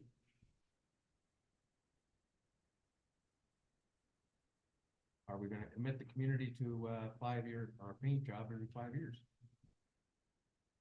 I don't know, that's, These are the questions. well, I know, but I think, there's some smart minds here and we can come up with a solution in sort order and move forward. Bringing Otherwise, the we can report just- forward, Yeah. say June. Through you, Mr. Mayor, yes, we can bring some information back in June. Should council direct us to do so for further discussion. Deputy Mayor. Thank you through you, Mr. Mayor. I would support bringing that report back. Because we have man down over here with. I agree. I think it's important that Dan be here as well, so that we can have a good conversation around the horseshoe. Yeah, so I would support the report to come back to council to take a look at the different options that we have for restoration and then making a plan going forward. Okay. Okay, Okay, I haven't looked at you yet, but I'm coming. but I agree, Okay, I agree. Do All right. we want, or is it, a bad idea to open up for, letters for, opinion on which way to go or solicit opinion? I think we're going to get. You're gonna get those suggestions anyway, I Yep. know. I think we're gonna get them, and that's fine. Yeah. Appreciate it. But you didn't want to make it a formal process of, I don't know, written opinions or something to consider before the June date? I would assume that, once the, what I envision as a motion that's coming forward, will be inundated with comments, which is fine. I invite the public to have their say. Okay. Yes, yes. Okay, so I would recommend, and I assume the clerk has already written something here. Looks like both of us were, I think Thompson's got it. All right. Motion to read, Mr. Mayor, that the correspondence from the Bayham Historical Society report Burwell Lighthouse restoration be received for information, and that staff report back to council with information regarding rehabilitation options for the Port Burwell Lighthouse for discussion in June 2024. We'll move that. Yes, I will. Thank you. sir. Councilor Emerson will move that, and I hope Deputy Mayor will second that. Yes, I will. Otherwise, we're going nowhere. Thank you all for the discussion. Well, let's carry it first. I'm still gonna thank you for the discussion. Okay, no problem. All in favor? Yes, thank you. I have no problem discussing. I just know that it's gonna be a difficult. That's okay. Okay. Now you're back in. You can breathe again. Okay, item B, Wendy Carmichael, regarding the Vienna Park improvements and parking. Thank you, Mr. Mayor. I'll speak briefly to this one as well. So correspondence came in from Wendy Carmichael regarding the park, and this comes about as council knows that we've got a notice for potential stop up and close of the balance of that Snow Street Road allowance between Ann and Fulton. There's a report that came to council last Q2, I believe, regarding potential surplus of certain lands and part of the northeast corner of what is considered to be the Vienna Community Park was identified as possible. So this correspondence speaks a little bit to that, and some concerns about changing the use of some of that park space. There's also a comment in there about the only parking for the park being at the community center at this time, and some additional comments about some of the visibility difficulties in respect of Oak Street and Fulton Street in that intersection. So it's really an omnibus piece of correspondence that covers a few different areas.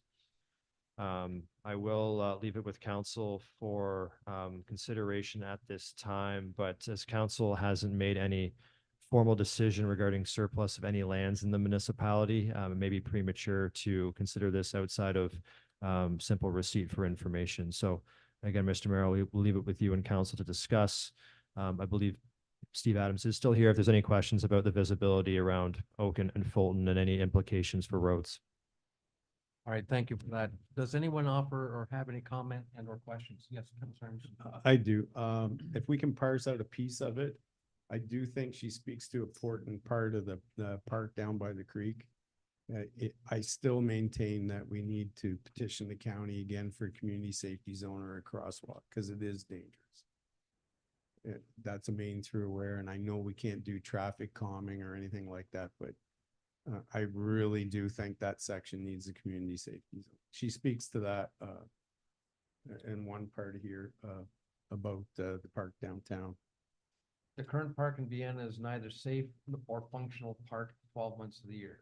Okay, I assume That there are one's, two parks. she's and talking about she's down, talking about Memorial Park. yes. All right. Yeah. Deputy Mayor. Thank you, through you, Mr. Mayor, just for clarity, and perhaps Steve could answer this question. I don't think community is that community zone is only identified for schools, is it not? Through your worship to Deputy Mayor. When the county does an assessment on it, it can be used for general traffic calming, slowing the vehicles down. However, in the past, the county of Elgin has decided that it was not a valid area. Again, like Counselor Emerson said, it can go back to the county. You know, and they can revisit that, and ultimately it is their discretion.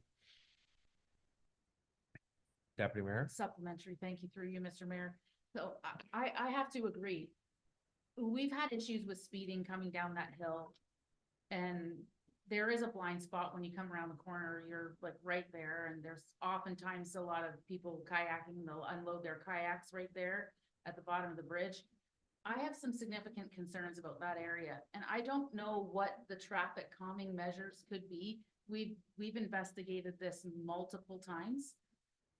But perhaps through the Police Services Board and taking it back to county, we may get some action since it's a county road. I really don't know Well, how one to comment mitigate that. through your worship. If you recall last year, the county did have the municipal staff install signage at that corner.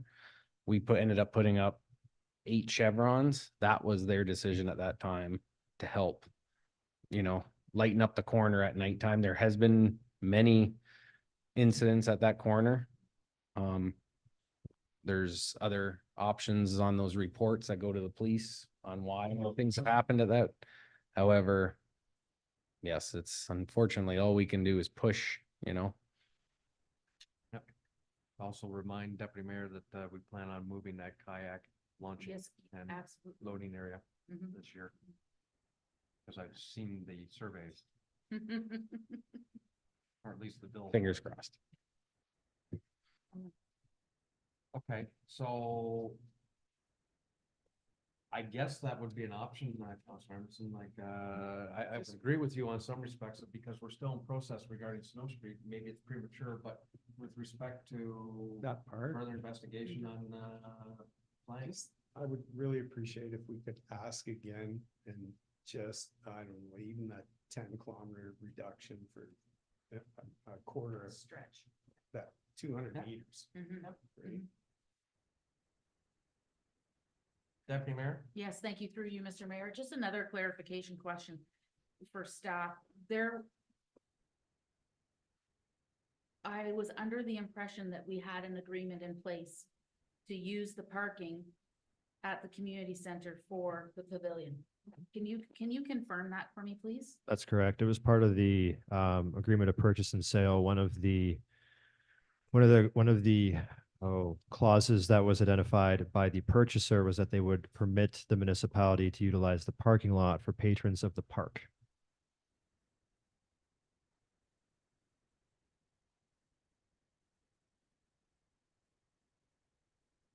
Sorry, Councilor Chupel, I was trying to read your, Yeah, I've been doing that. Yeah. So when I'm reading this, I'm looking at it as the current park, Memorial Park. Mhm. She's using that as a reason not to get rid of the lots on Snow Street because the park isn't safe enough. I don't think one outlies the other, right? The park is going to be there regardless unless you're going to close Memorial Park and keep Snow Street. And I don't see that being happening. And it's showing that there's I mean- concern for contamination in the park and, That's not even part of the park. yeah, like, I get it, like respectfully, and through you, Mr. Mayor, I get it, because she's using that in her logic for the argument, and that's fine, but it still doesn't say that there's not an issue with safety at that park. no, I That's all I'm understand that. trying I'm to say. just, Yep. I just wanted to make sure I was reading that correctly, but she wasn't asking us to remove Memorial Park and bring in Snow Street.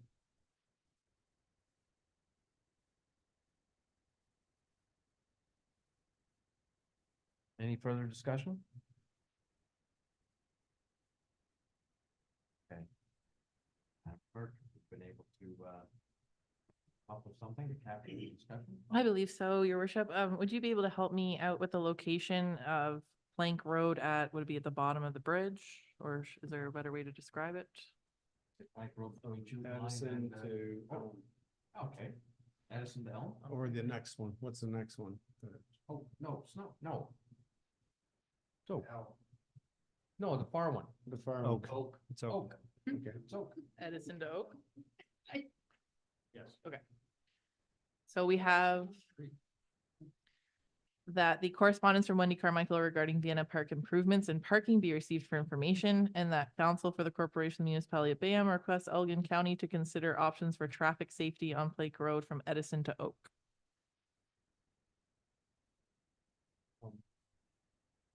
Counselor Emerson will move. Counselor Chilcott will second. All in favor? Okay, great, thank you. Item C, James Hicks and Marilyn Davies regarding Chute Line. Thank you, Mr. Mayor. For this item, I'm going to defer to the manager of Public Works. Yeah, so this letter's come in. We have received from this resident a couple. Actually, I couldn't even tell you if it was this resident or the resident prior to this resident. But this address, this has been an issue in the past. For a little bit of background, what happened at that point, it was hidden driveway sign was installed at this location. Obviously, we have it under our speed assessment policy, a hidden driveway. Just while we're on that, this is something a resident can bring forward if they would like a sign. If it validates, they pay for the cost of the sign. Future maintenance is on the municipality. So I did visit the site. So if you've read the letter, there's some significant concerns about the truck traffic on the road. Generally, this road is a very well-used agricultural road, large apple farm.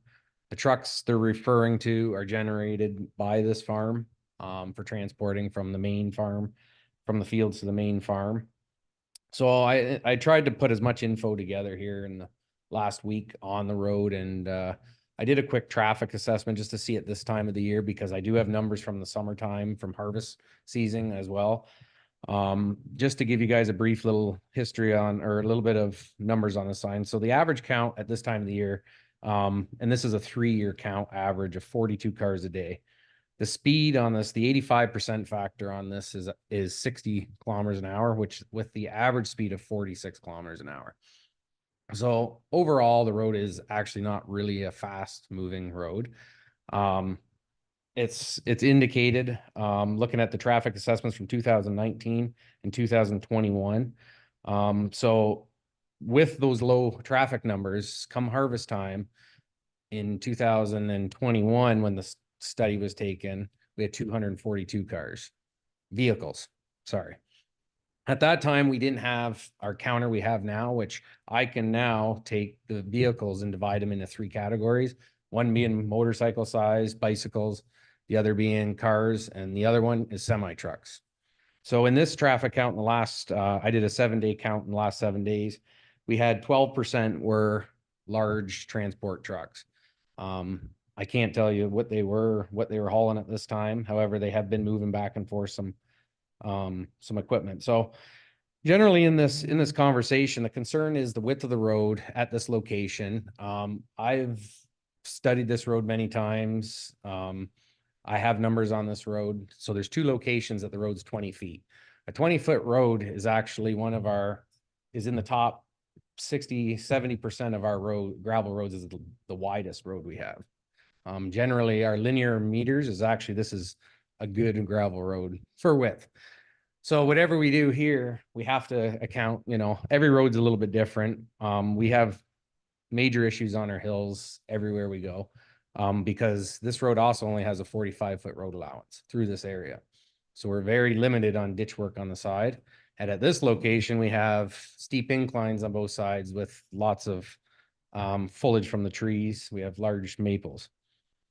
So the request was truck traffic, the width of the trucks meeting at this hill. So I looked at all the different signs, the options. There's no sign out there, narrow road sign, only permitted under 5 meters. This road's actually 6 meters. Yes, in a rainstorm, it will wash out the odd time, like many of our other hills. And moving on that, trying to investigate what other signage we can get. The criteria doesn't really meet anything. This is a part of the Trans-Canada Trail. And we did observe since this letter came out that there was no share the road signs on this road. Since then, we've already installed the signs. We have them in stock from about 5 years ago when we procured a whole whack of share the road signs from the grant. So we did have some of them. They've been put up at this point. Now the signage that is needed that he's asking for is no truck traffic on this road. So we really have to think the reason why, width being one of them, we have to also remember that out of the 25 laneways on this road, 18 of them are agricultural, and most tractors are just as wide as a semi truck. So we're looking at things, we have to really be careful because, there's not a lot of difference between the tractor and the trucks. And like I said at the beginning, we do have a very large agricultural business running on this road, so it will affect them. I have talked to them. And I do know that they do speed up and down that road at times. I have witnessed it. We've worked on the road when they've been in operation. However, when it comes to signage, other than slowing the road down with the speed, we can put a bylaw in place to slow the road, and we can put a bylaw in place not to allow trucks. Generally, those are the only two signs that warrant anything on this road. So at this point, staff, unfortunately, with the share the road, I have reached out to the TCT to ask the process on moving this road. If we wanted to take this area and move it south one road to Tunnel Line. Tunnel Line is still a faster road. We do still have part of the Trans-Canada Trail. We have 3 gravel roads it travels on. However, we have had complaints about the bikes on a gravel road on a trail. But this is part of the Trans-Canada Trail all across Canada. So it's not different. It's a little odd. So obviously, yeah, if there's questions council want to ask, suggestions that way, we're kind of stuck in, it's what council would like, if anything. Staff at this point, there's not a lot we can push forward. We're hoping to do some maintenance on that road in regards to the hill, hopefully by the end of this year. It has been a little bit of an issue that side of the hill. However, that's obviously time permitting. So there's a little background for you anyways to make you guys think. Thank you very much for that, Steve. It is an interesting conundrum. I think speed is probably more of a factor that is concerned as opposed to the size of the vehicle. But you come back from a conference and they're suggesting you want to slow traffic down, you narrow the road. Okay, but this isn't meeting the requirements. Personally, I would hope that council isn't thinking of trying to restrict the kind of vehicle on these roads. Actually, Through you, Mr. Mayor. You want to keep trucks off the road? Well, we rebuilt toll gate. Most of the traffic goes from the farm through Vienna to the main location, right? There's not that much difference from the top of the hill where they have their loading thing and going to toll gate, which is a better, well-built road with a better base, right? And come down Tunnel Road and avoid all town traffic. And Do all the apples get moved to that particular location in order to be loaded on a truck there?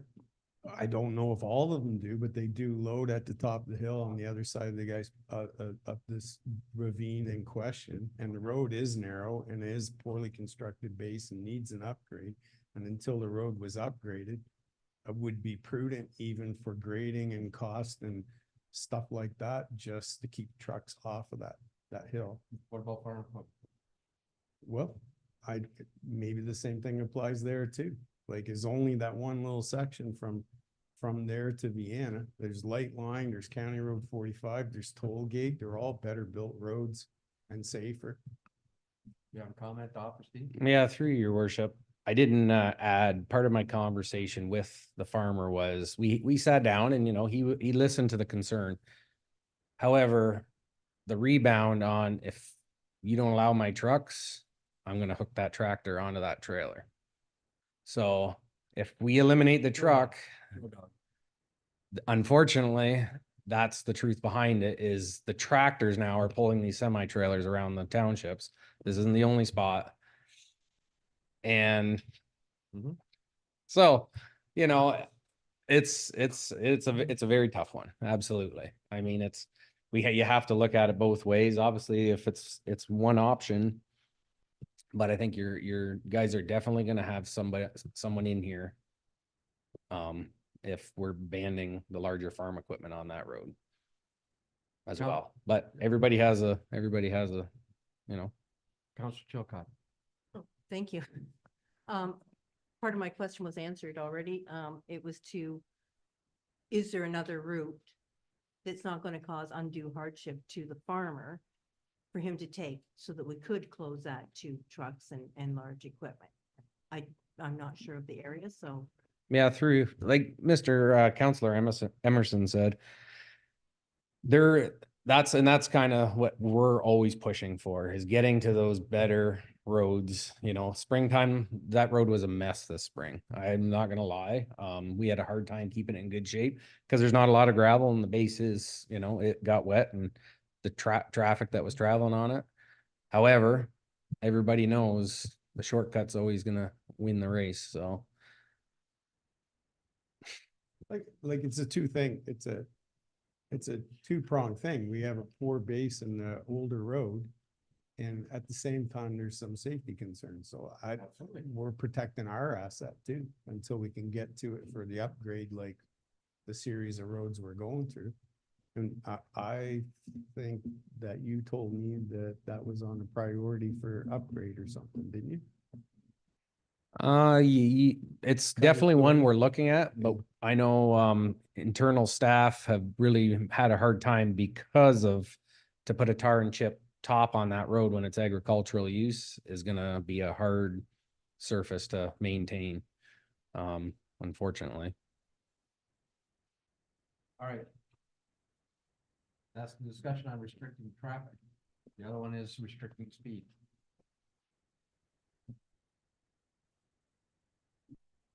Deputy Mayor. Yes, thank you, through you, Mr. Mayor. You're saying technically that road would be an 80-kilometer zone, correct? Yeah, so, and the average speed is 42 kilometers an hour. So they're already driving slow. Oh, Some are.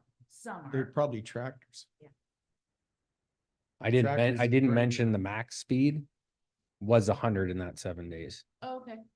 But it doesn't change. That's included in the average though. This is still the average over 7 days. That's incoming and outgoing is 47 kilometers an hour. But every road we have in town, you always have those.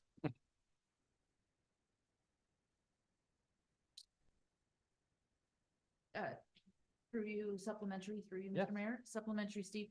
You mentioned 18 driveways agricultural laneways. And there's, On that stretch of road that we're talking about restricting vehicle traffic. it would be the whole road. That's the whole road. Yeah, if you're gonna put the sign would have to be erected at the intersections. So that would make any road. That also makes if somebody wants to come into their house moving, they can't bring a semi truck in per se that they get caught. Through you, Mr. Mayor. You're saying you can't go from the top of the hill to the next intersection? It has to be from stop sign to intersection? Yeah, through you, those are the no heavy truck sign. Not the legal status, but the regulation for putting them up is supposed to be at the intersection. That's because you don't want a truck coming halfway down, then they're gonna be using someone's residential laneway to turn around. That's the criteria that the OTM uses that for. However, there's and then there's 10 residential laneways on that road.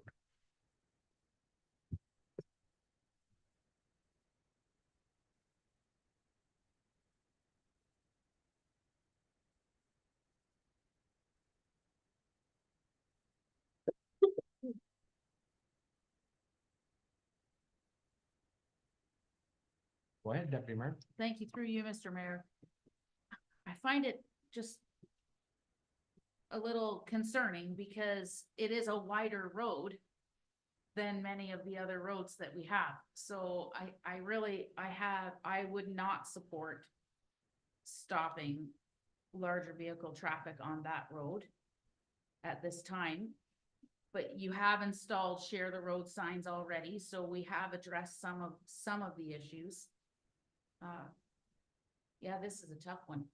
Well, Yeah, I agree with you, Mhm. Deputy Mayor, it seems to me that, you might have better compliance if you were to reduce speed. that's, But, just from the comments that has been offered by, the manager of Public Works, that we've already had, essentially challenges pushed to you that, fine, we'll go another way, find another. we'll put a ramp Mhm. on this thing. well, then you're at 40 kilometers. Hmm? Then Yeah. you're at 40 kilometers. If you hauls them with tractors, that's fine. That'd be At the fine. very least, we should lower it to 50 kilometers an hour, just to take the safety, because if there is an accident, there's less inertia. Right? Should we, yeah, I agree, and I'm not trying to be flippant here. but we No, got I know. gravel roads all over the place, Right. and they flip by Sandy Town pretty damn Mhm. fast too. Right, well, So Working I'm not asking for it, but I do recognize the hills and the nature of where these residences are, Visibility and and- that's fine. That's why I'm suggesting maybe speed is limiting the speed on that section of road. As an option. if you're unwilling to slow down a semi for 300 meters, then I don't know how good a corporate citizen you are, actually, to tell you the truth. So, Yeah, that's fine, yeah.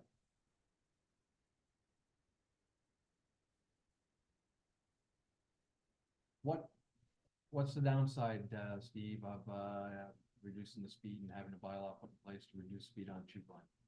Through you, policing. Of course it is. Right. I also have reached out to the OPP to see if they had records of number of times they've been down that road.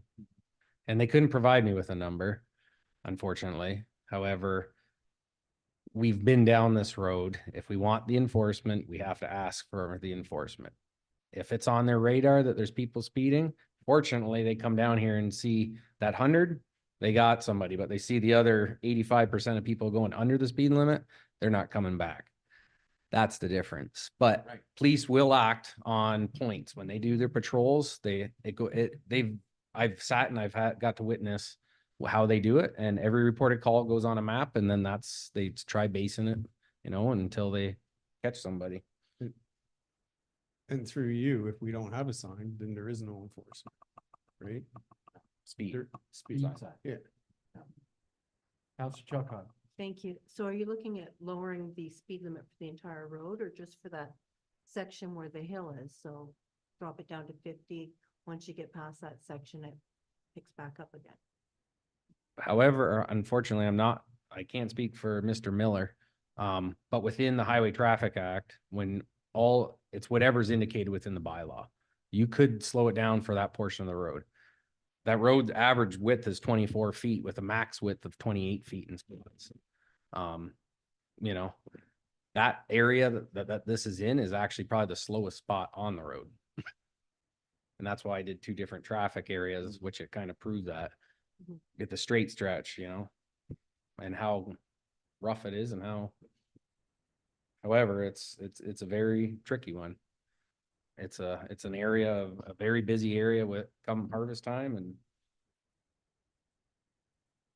Through you, Mr. Mayor, at the very least, we could go from the top of the hill on the east side to Vienna with the reduced speed limit. That would be good. There's enough residential and should be considered anyway. Actually. From where their loading station is. Right. Down to Chapel Street, that should be reduced. It's all houses there. And they shouldn't be 80 in the first place, not for heavy traffic.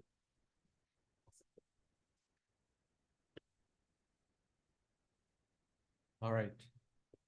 Would be interested in having a bylaw brought forward or a draft bylaw to reduce traffic, speed, excuse me, velocity.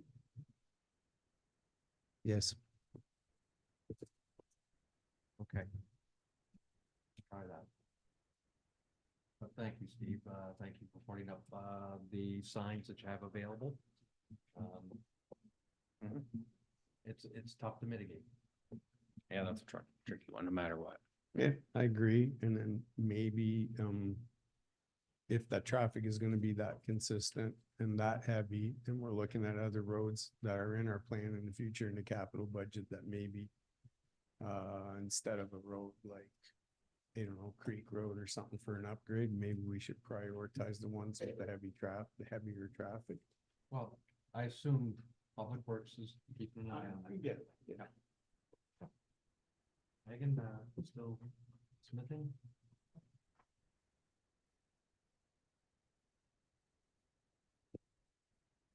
Thank you, your worship. So again, apologies, just for location wise. So if I say shoot line from top of the hill to Vienna, that makes sense? East side of the ravine, From the top of the hill to the, sorry, where do I say east?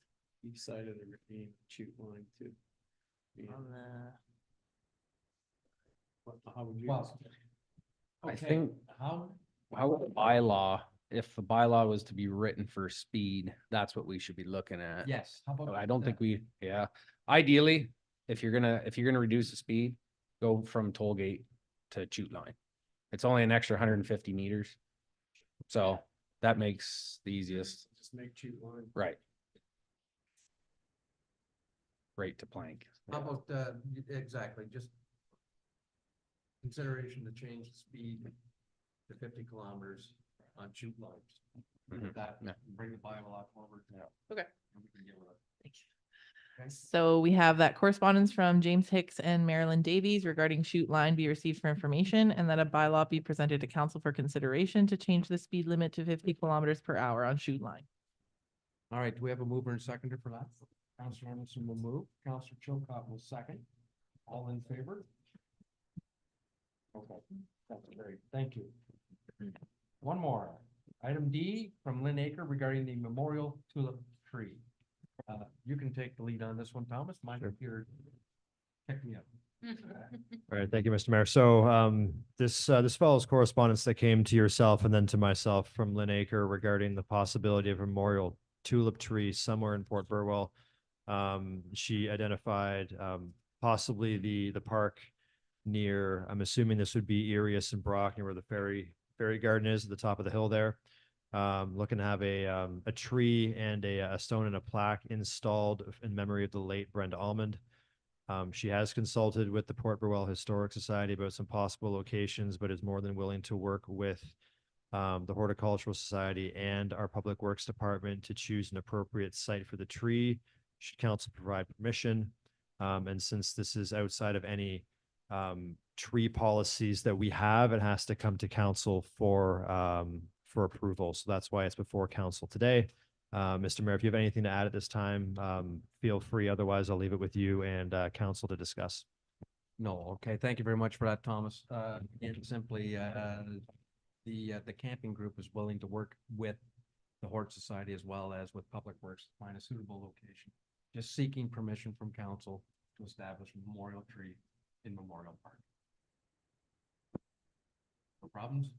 I don't have any concerns myself. Okay? So I would, perhaps something along the line, Madam Clerk, with, providing they do work with Public Works to, determine a suitable location. Got you another job, Steve.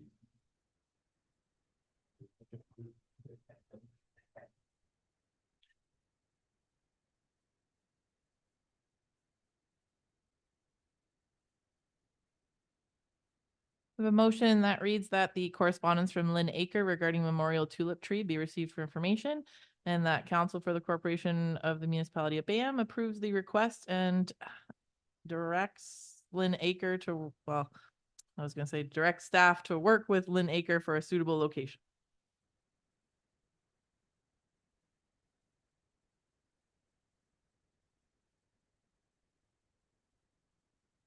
That'll work. Yeah, it'll work. Okay, moved by Deputy Mayor Weiser, and you'll second that, Councilor Emerson? Okay. All in favor? That's carried. Thank you. Give Megan a chance to catch up, since her report is next. Okay. Section 13.2 reports to council. Item A, report CL 0424 by Megan Elliott, clerk, regarding social media. Thank you, your worship. Through you to council. Staff presented report CL 1723 at the December 21st, 2023 regular meeting of council, and passed the following motion to have staff bring back a report to discuss further details of implementing social media. This report here outlines a few more points of information on if council wishes to implement Facebook. Staff engaged the other Elgin municipalities to ask some questions on how they handle Facebook and how they implemented it. And in the report, it outlines a few main takeaways, and I will read through them for us here. So the main takeaways were that number one, implementation should only take a day or two.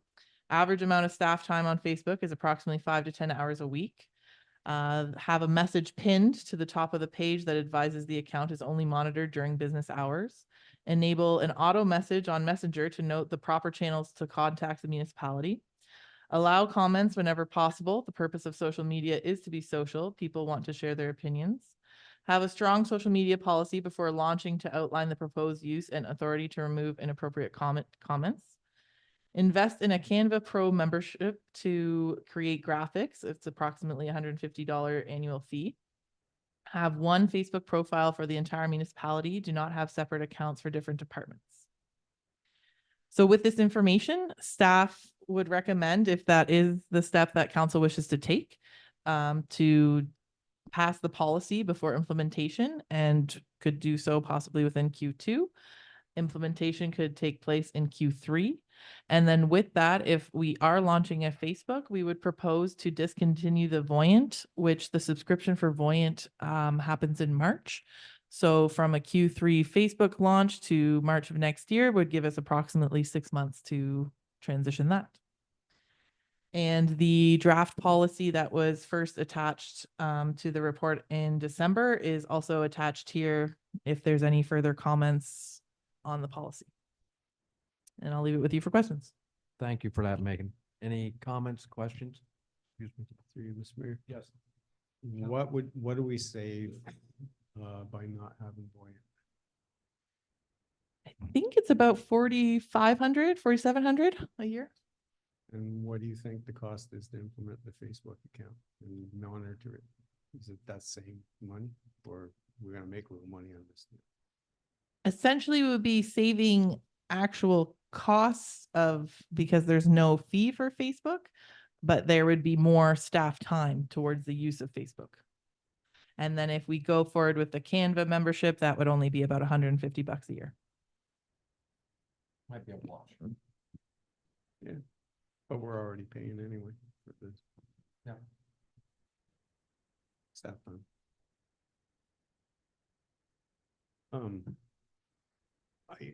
It just seems to be, I really don't like Facebook, but it seems to be the way people prefer to communicate, so.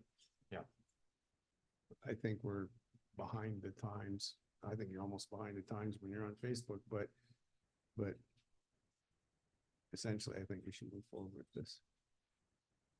There are pros and cons, and before I acknowledge their comments. Honestly, I do like the Voice Alert because just a platform comes through, I receive it on the phone, boom, I know what's going on. I just haven't got my phone set up to deal with Facebook, that's all. That's Well, probably You're probably lucky. maybe. Thomas and then Counselor Chilcott. Yeah, thank you, Mr. Mayor. Just follow Councillor Emerson's comment and Megan's comment about the cost of Voyant. So Voyant is around $4,700 a year, give or take, with tax included. If we were to consider the staff time for Facebook, based upon the 5 to 10 hours a week estimate, if we assume in the middle grounds, 7.5 hours a week, based upon frontline staff hourly rate, 51 weeks a year, that's $13,400 in staff time. So we're essentially, we're not out of pocket per se the cost because we don't have the Voyant membership, but if you take staff time and consider that as kind of an apples to apples comparison, we're spending about $9,000 more effectively. Even if we backed it up a little bit and broke it down, because it's still, when you go to publish on Voiant, you're still taking a little time to do it. Point is, though, you will have more sunk costs in bigger business. Meaning things that they could be doing otherwise. That's all. Counselor Chilcott. Thank you. I have to say, I'm not a fan of getting rid of Voyant like yourself. I enjoy it coming to my phone. It's on my computer and it's very easy to get to. And I feel that with the Facebook, there'll be a lot more notifications coming to your phone along with those Voyant alert posts. And so I don't know how to do it. I want to keep Voyant as well. That's gonna cost. Well, through you, Mr. Mayor, that was leading to the next question is there any way, if you're gonna spend time making a Voyant alert, that it's automatically going to Facebook too? Or do we gotta get Zuckerberg to buy Voyant? Through your worship, at the moment, there is not, as well as with the website news module as well. That's something that I keep bringing up to our website provider to see if that is something that they're looking into. But right now, every post is manually done. Deputy Mayor. Thank you through you, Mr. Mayor. Just a quick question to staff. Would the expectation be that what you're sending out on Voyant is pretty much the only time you're gonna be posting stuff on Facebook, or would you be doing a little more posting on Facebook? Through you, your worship, if we were to go with having a social media presence, then you would want to be active and be posting more per se. But there would never be anything on Facebook that is not on the website. Everything would refer back to the website.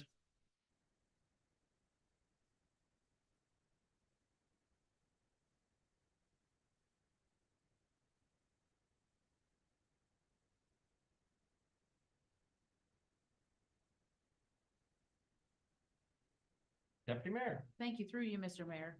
Just a question to staff when we're looking at budget. Is there discretionary funds to do both? To keep Voyant and to launch social media? Just take this one. So Voyant is already included in the budget. It's already a cost we have on an annual basis. The $150 for a Canva membership is such a small amount. It can be put in like general government IT. It doesn't have to go anywhere crazy.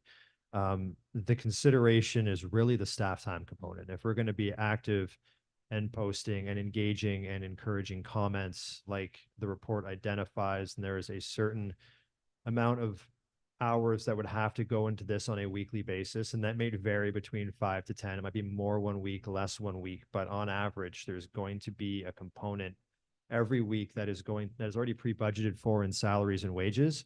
The opportunity cost is that those are hours that could be going to other duties that are going to be impacted because now we are allocating an extra, say, 7.5 hours a week to a position or positions that have to oversee Facebook, and those hours are not going towards other duties. That's the cost implication, the opportunity cost to the municipality that council has to consider. One other point, your worship, if I may, not included in the report, but just for information of how it works to set up a Facebook page, is that you have to have an existing profile to then create a page. So for myself, it would be using it's not linked for the public, but for the implementation, I would be signing in under me and making a page. So then on my personal phone, I would be getting all the notifications even after hours. But it's all through the one same app. So then it would turn off my personal stuff. So just saying, just for consideration, there's probably ways that we can go around that to make up a separate kind of profile or whatever. But even from people that have it right now, it is based off of first a personal one and then you create a page. So there is some sort of tying there that is sometimes difficult to get around. Just to clarify, you can't create a municipal page or a municipal profile? You can make Bob Bayham. Yeah, it would kind of be, like there'd be something out there. Just saying that there has to be an active Schultz. profile first to then make this step for a page. All right.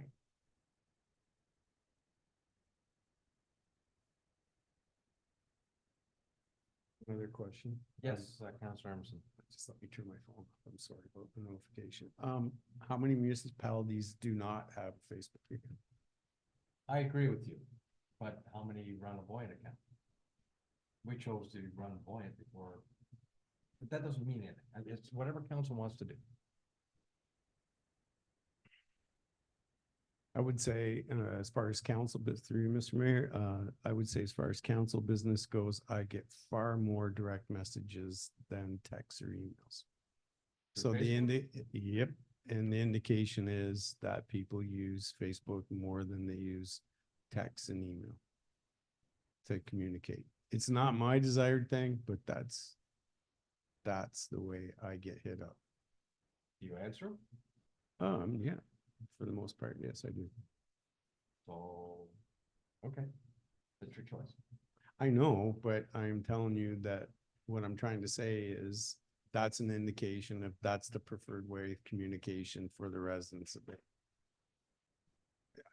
You might not like it, I might not like it, but that's what I think, because there's 5 ways you can reach me, and that's the one that's predominantly used. Okay. Thank you for that.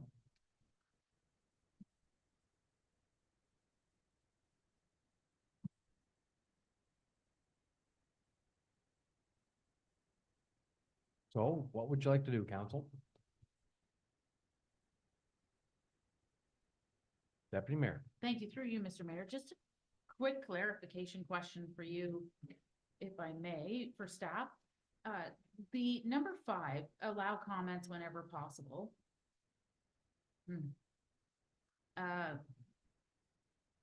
Is there not a function, especially with messaging, like private messaging?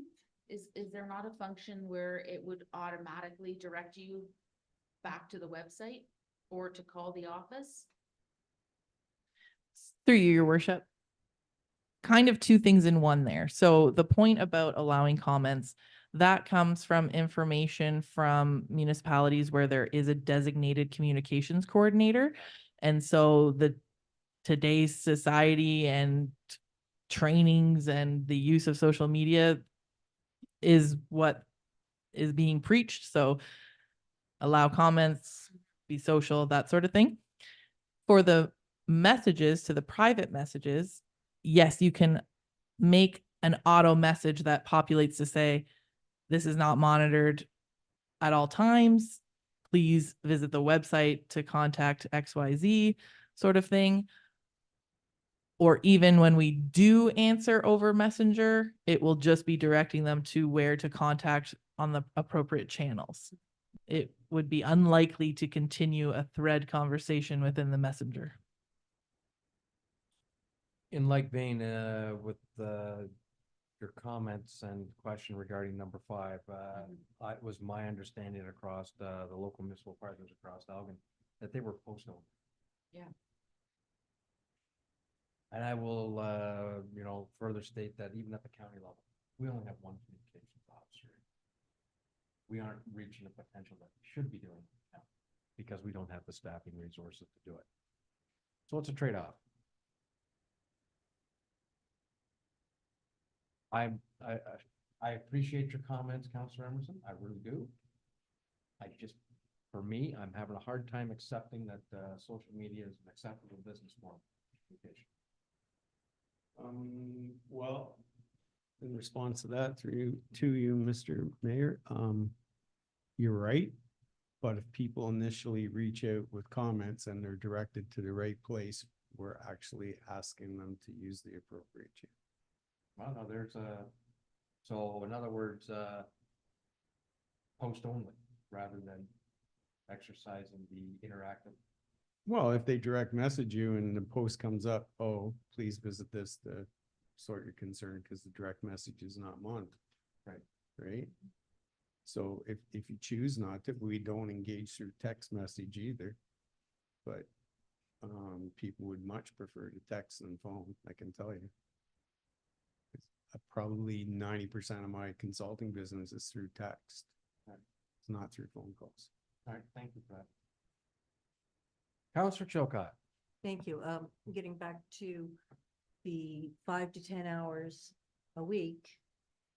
Do we have anybody that has that time to monitor Facebook if we were to go through with it? An average week, I would suggest 5 hours, maybe 10 hours, likely not.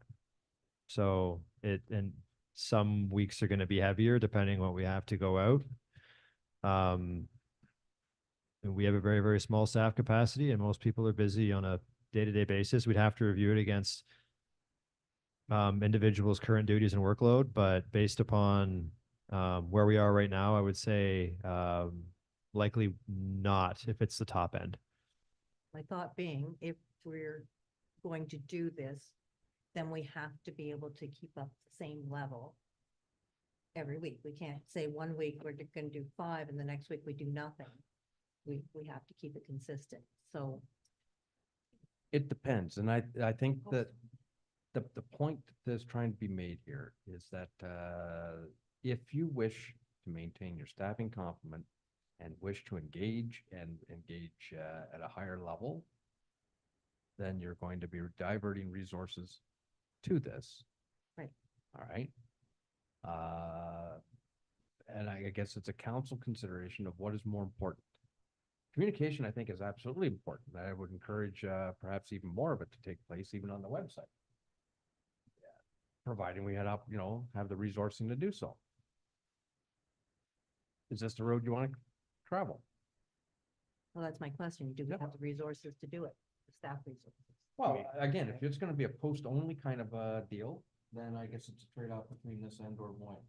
However, I am a little disturbed with the idea that Megan's telling me she has to create a profile, which would be based on her personal, and then create a page for Bayham. Find that a little intrusive for you. Through your worship, that's the current way that I am aware of. All right. I'm sure that there could be Oh, something, I can but hope so. I can confer with somebody. to Yeah. see. I would hope so. I would think that the county might have an idea of how to set something up or I am not an expert on it. Absolutely not. But you know what I mean? Corporate or no? In my opinion.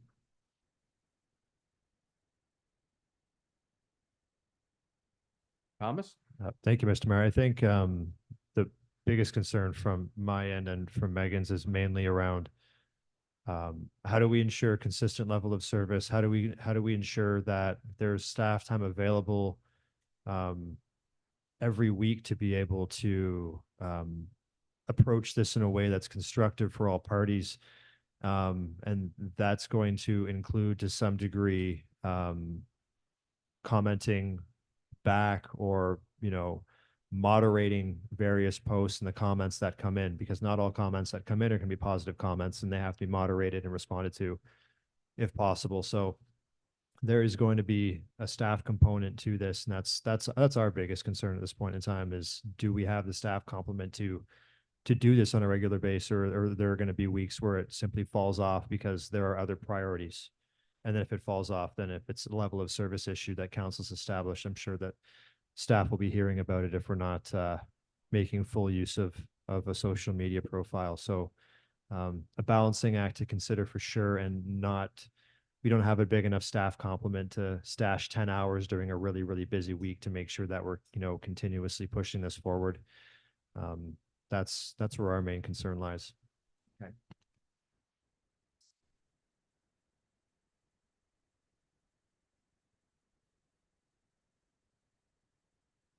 Maybe I'm looking at this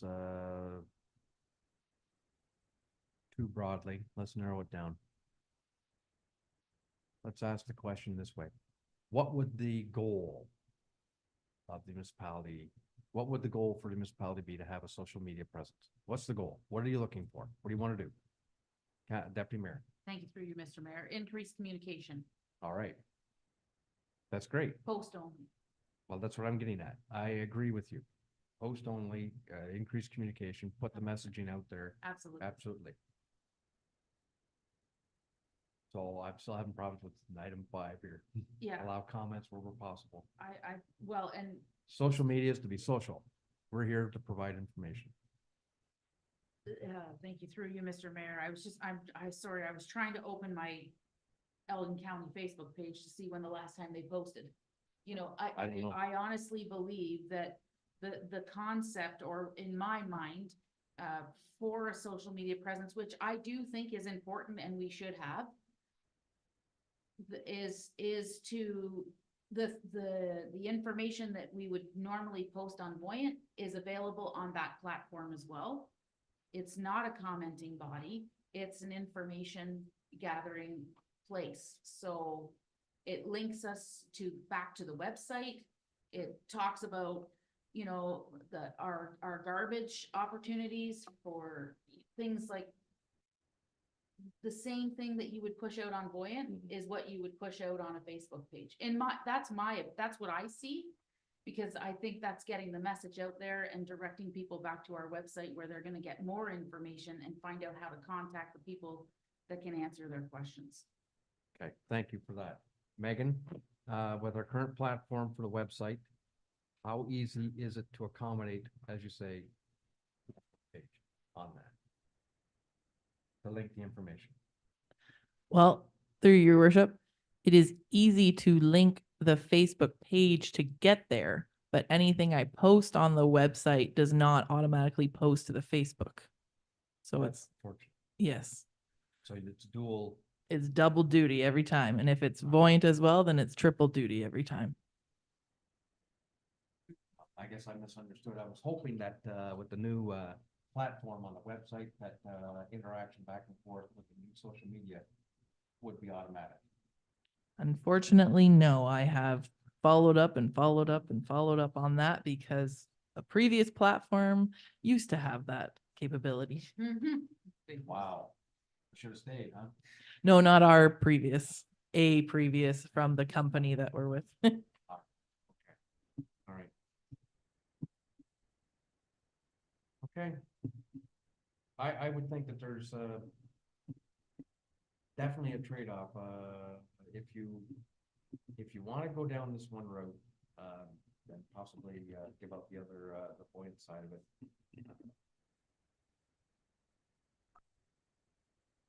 I'm interested in post only. I'm sorry. That's just, but I'm just one member of council. That's my.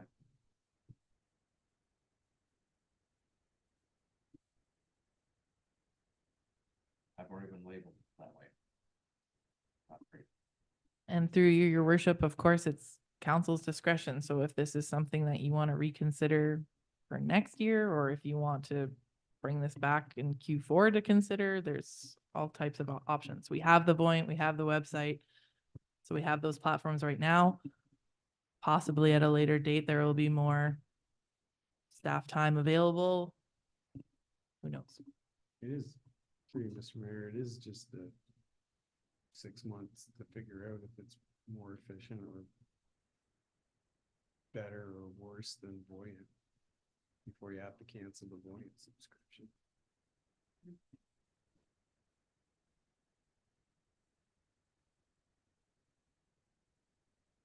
You want to take a step forward and have them come forward with a social media policy?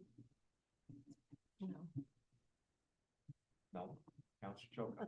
Sorry, I was looking at what Megan was saying, possibly deferring it because we've got a lot more questions than we do answers. For example, how can we set up our page without it being connected to somebody's personal? I'm sure there is a way. We need to figure out what that is. Do we have the staff to do it? that- I I think, don't agree. I think I think we're getting into the weeds a little bit here. How to set up a Facebook page is going to be operational. I don't think council has to make a decision on that. It's a component is going to be, do we have the staff time? So we can bring back some information on that and we can bring back a policy at the same time if that's what council wants, because council does establish policy. I'm not sure what a timeline would look like for that, Megan, probably something in like the second meeting of June, something we can bring back, but we'd have to take a look at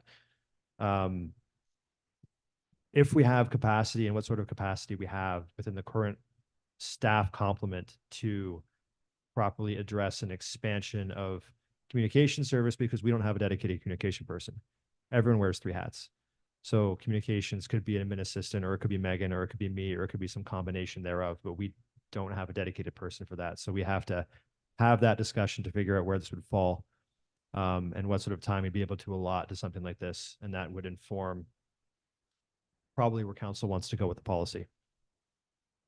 Councilor Chilcott.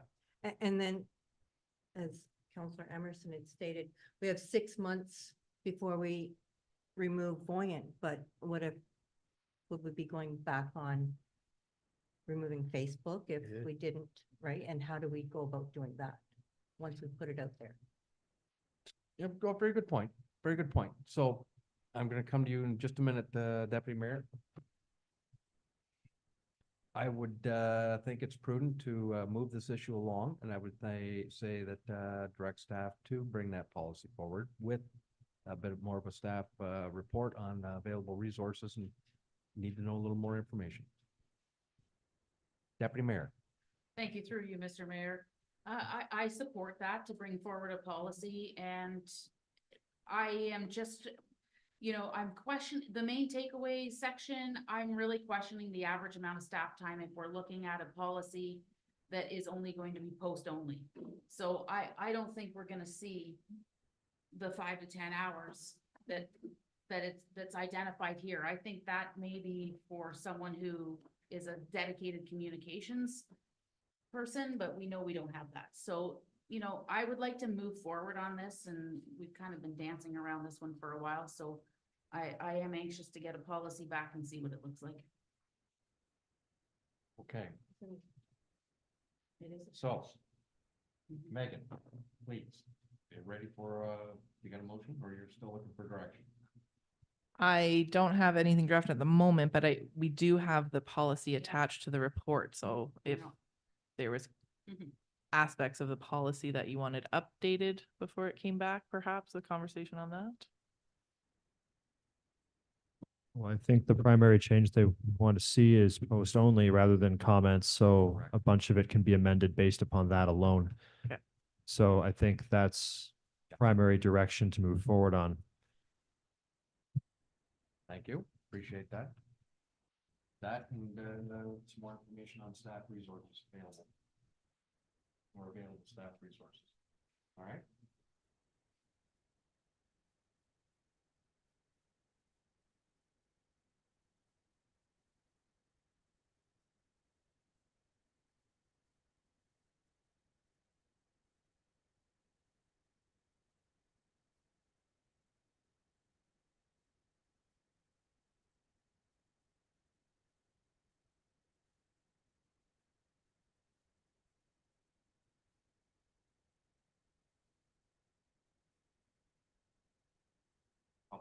operationalized.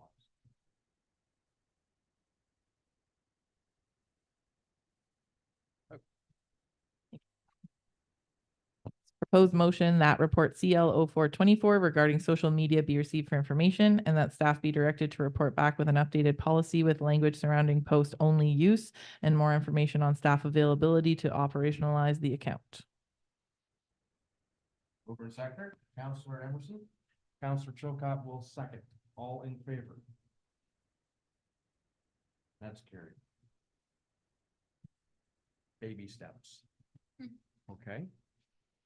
Item B, report CAO 1524 with Thomas Thayer, CAO regarding Bill 185, Cutting Red Tape to Build More Homes Act 2024.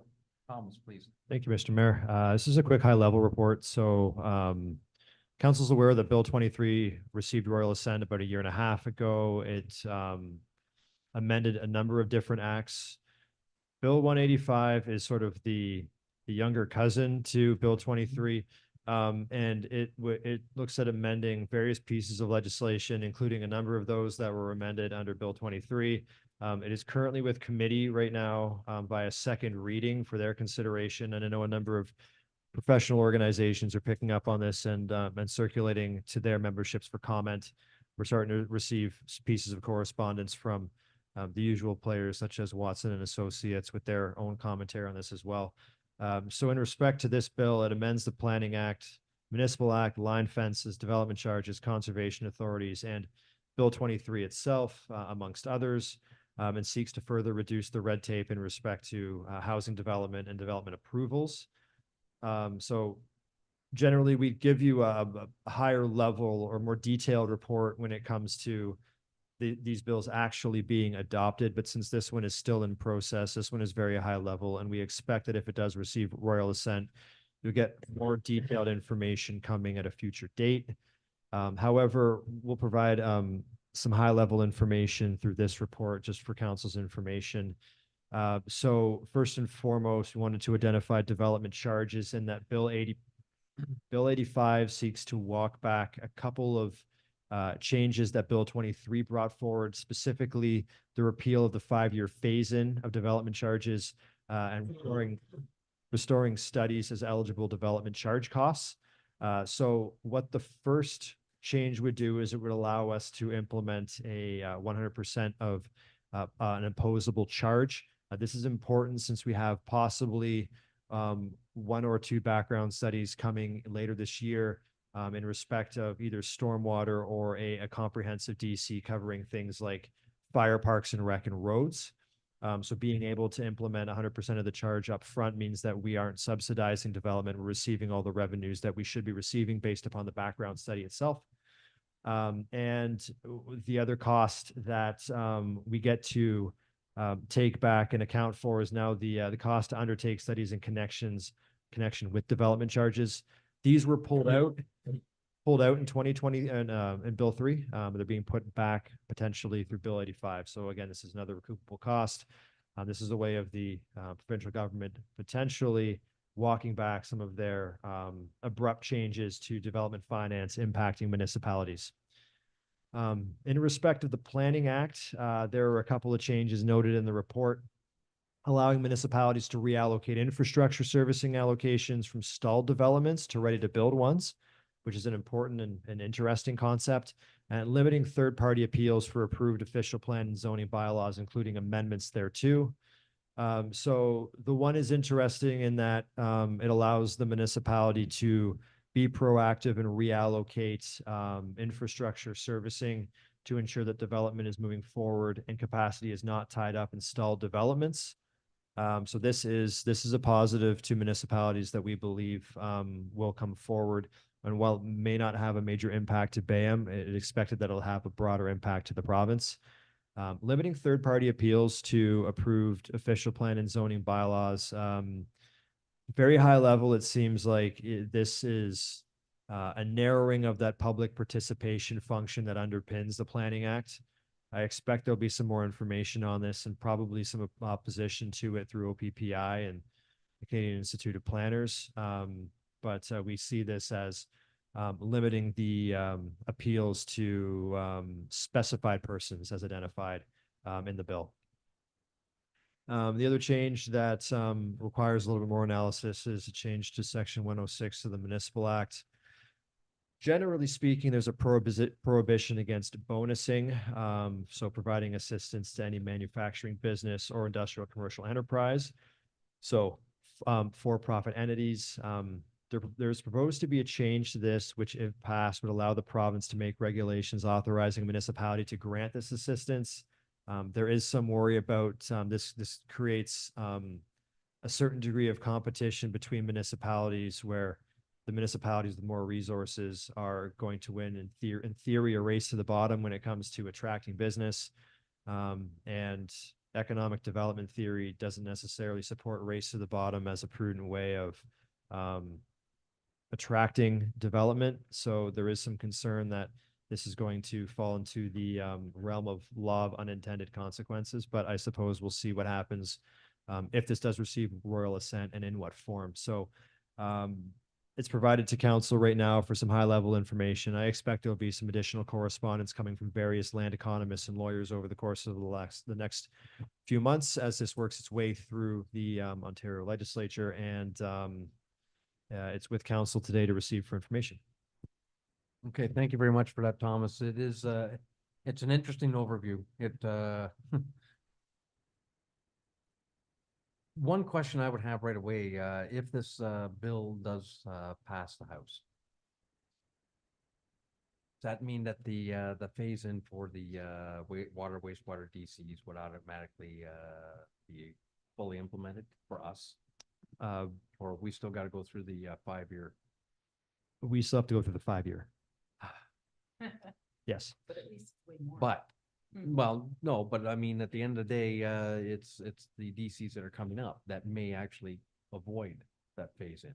Yes, and that's the important part is that any homogeneous DC that looks at fire or roads or parks and rec would be able to be fully implemented up front. There will be no obligation to phase in should the bylaw be adopted after Bill 185 receives royal assent. All right. Okay. Well, thank you for that. Any questions from council? It is interesting, you know, when you look at even the changes to the Municipal Act in section 106 and bonusing and provisions down in there where they may impose restrictions. I mean, it's just, wow. We are creatures of the province, aren't we? Yeah, 100%. Okay. Any questions or comments from anyone? Okay, Thomas, thank you for that report.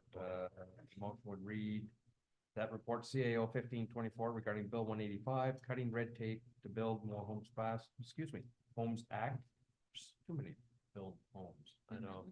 2024 be received for information. Moved by Deputy Mayor Weiser, seconded by Councillor Emerson, all in favor. That's carried. Thank you. Item C, report CAO 1624 by Tom Slater, CAO regarding debrief, April 8th, 2024, solar eclipse. Thank you, Mr. Mayor. So this is a positive news story in that we had the eclipse on April the 8th, and by all accounts, discussions with Elgin County, discussions internally with our Emergency Operations Center, and what we've heard from the business community in Port Burwell, I believe that we can say that the way that the municipality was able to approach the eclipse and execute certain measures was certainly a success. So just some high level information here. We did witness a solar eclipse on Monday, April 8th, between approximately 3:15 and 3:20 p.m. We had our operations center up and running as of April the 4th, and we stood it down on April the 8th. Preparation for this began in mid-2023. So this was BAM and other municipalities along the north shore of Lake Erie and Ontario began to prepare for potential impacts, with the path of totality essentially kind of arcing northeast across a number of municipalities, including those lakes. Important to note is that a number of the larger centers in Southern Ontario, so most of the GTA, Waterloo, London, weren't in the path of totality. So we expected at that time substantial migration to coastal areas for the event and needed to prepare for that influx.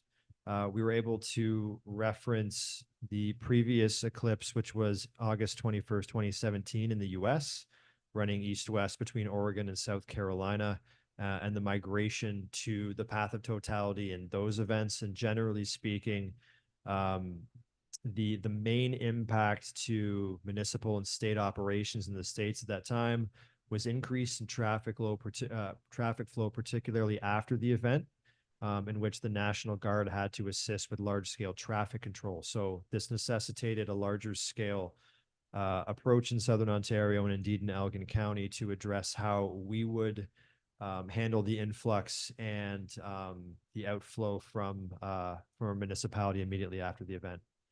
As noted, we stood up the EOC on the 4th of April. However, we did begin to monitor the weather approximately 2 weeks out. It's worth noting that 2 weeks out, you're looking at, maybe 50% accuracy in a weather forecast, but that improves to 80 to 90% once within about 5 or 7 days. So we were aware by April 1st that we were going to have pretty decent weather for it, and it ended up being great weather. Clouds cleared out by about 11 in the morning, and it was sunny, and it was beautiful the day of. As noted, the primary impact at Bayham was the influx of visitors to Port Burwell. The East Beach was identified as an Elgin County eclipse viewing location on the Elgin County website, and is only served by one open road, being Robinson Street, with about 150 parking spaces. So traffic flow and capacity were primary concerns. To prepare ahead of time, Public Works staff groomed the beach and ensured washrooms would be open for April the 8th. And we also had 3 additional porta potties acquired for that day to ensure additional facilities. Water Wastewater Department flushed the Brock Street pumping station, which serves the East Beach washrooms, to ensure capacity. And we were able to get our contractor out to open the washrooms, clean the washrooms, and then clean after the fact to make sure we had that level of service. And we were also working with the county and internally on BAM specific communications. We wanted to reiterate that all of BAM was within the path of totality, so residents did not have to attend the Port Burwell East Beach. They could view it from their own backyard, or in the case of the municipality, we had a number of people here at the Stratfordville Community Center. The parking lot was full by about 3 p.m. So day of, we met at 10 a.m. to confirm activities. Public Works and Fire were staged at the Port Burwell Fire Hall for any necessary road closures and emergencies. The new fire UTV was used in Port Burwell and available for beach access. The OPP were coordinated with and were present at 3 locations in and around Port Burwell to assist with traffic management. By 12:30, Chatham Street was closed at Nova Scotia Line. Robinson Street was closed at Wellington Street, and Lakeshore was blocked off at Clark Road. And these closures were required to guide the flow of traffic as Port Burwell filled with visitors. So between 11 and 12:30, bylaw enforcement officer, roads operations supervisor, and myself were present at various locations in Port Burwell, reporting on parking lot capacity. Reach capacity at about 12:20 p.m., which necessitated some of these additional closures. The clerk was responsible for communications in respect of parking and capacity in Port Burwell. Fire chief and bylaw enforcement officer were monitoring general activity in Burwell and in areas for public safety and for side street access. We did have to move some individuals out of the Stafford Road and Lakeshore area due to public safety around bluff concerns and that sort of thing that was taken on by the fire chief. After the eclipse, traffic flow out of Bayham was very heavy and was bottlenecked by the lights at Plank and Carlton. However, we did not report any traffic incidents, and general flows had returned to relatively normal by 5:36 p.m. in the area. So from a success point of view, there were a number. So pre-planning and coordination were seen as major successes. Lots of preliminary coordination with the OPP through Elgin County and with Elgin County in general in respect of road closures and ensuring that we had the resources to manage our own infrastructure, recognizing that the provincial park was closed, and also that us having a very, very small staff and with fewer resources wouldn't necessarily be able to address traffic control on our own. And communication day of was very much a team effort at all levels and respecting road closures and parking availability. So I thank staff for everyone's efforts in that regard. Businesses have generally communicated to staff that they had positive feedback. We did reach out to a number of businesses before the event and advised of what we were doing. And a number of businesses were open the day of and reported very heavy business.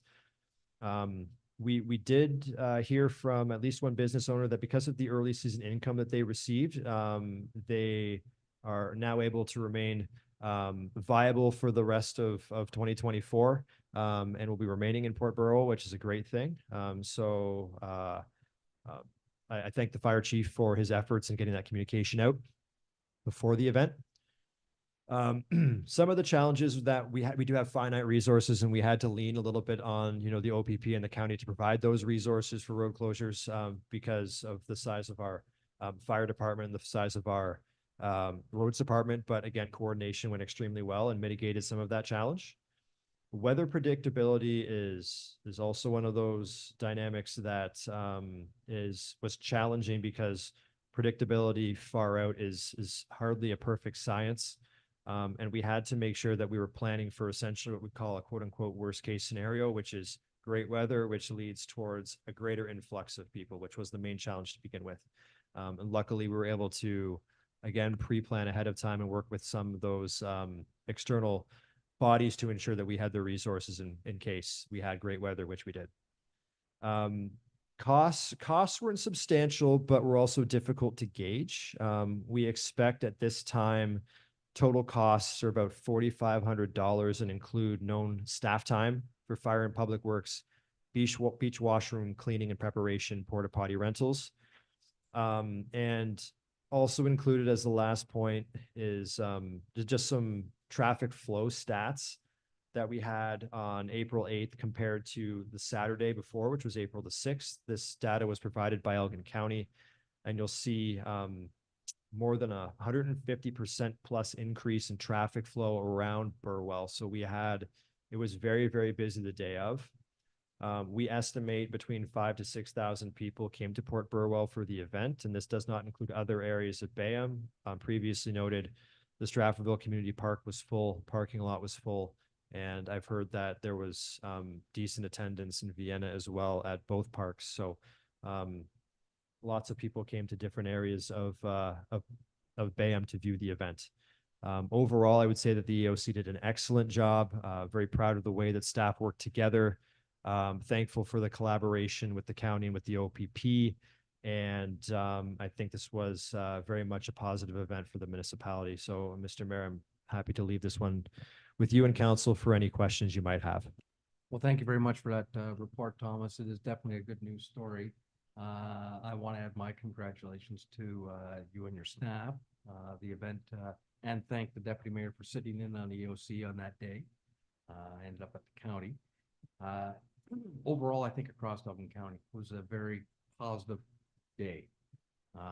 Very few incidents actually had occurred. The OPP had characterized it as just a normal day. So that's pre-planning. All right. A lot of work went into this. And in fact, who even thought about it 2 months ago? Because who knew? But staff have been on this since the spring of 2023. A lot of work has gone into this. So again, congratulations to all involved. So thank you. I invite any comments or questions anyone may have. And has anyone heard anything negative?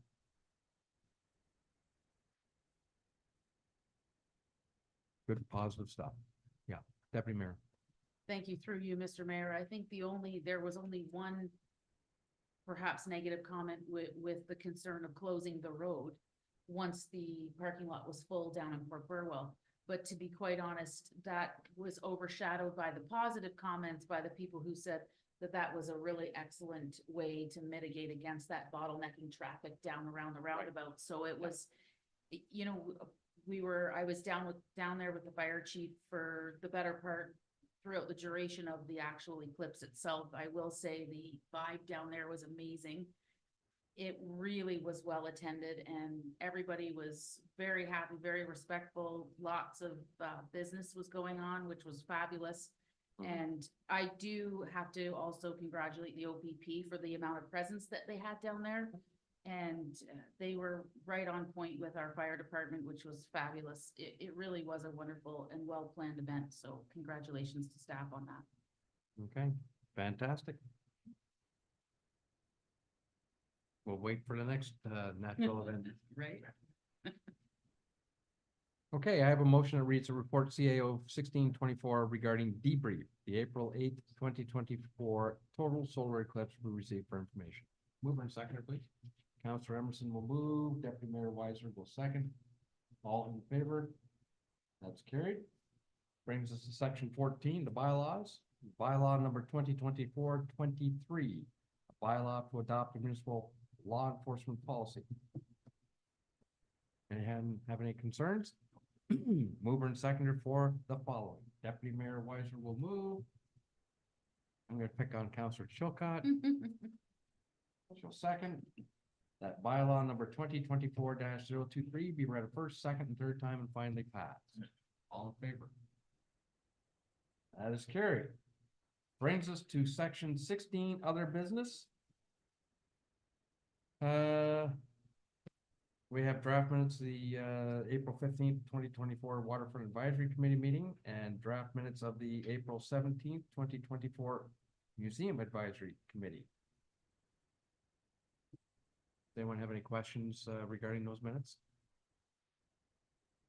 Now let's have a mover and seconder for the following, that the draft minutes of the April 15th, 2024 Waterfront Advisory Committee meeting and the draft minutes of the April 17th, 2024 Museum Advisory Committee meeting be received for information.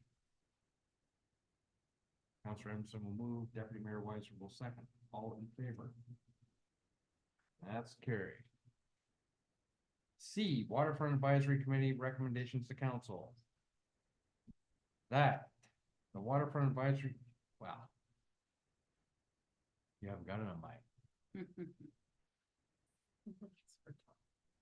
Yeah.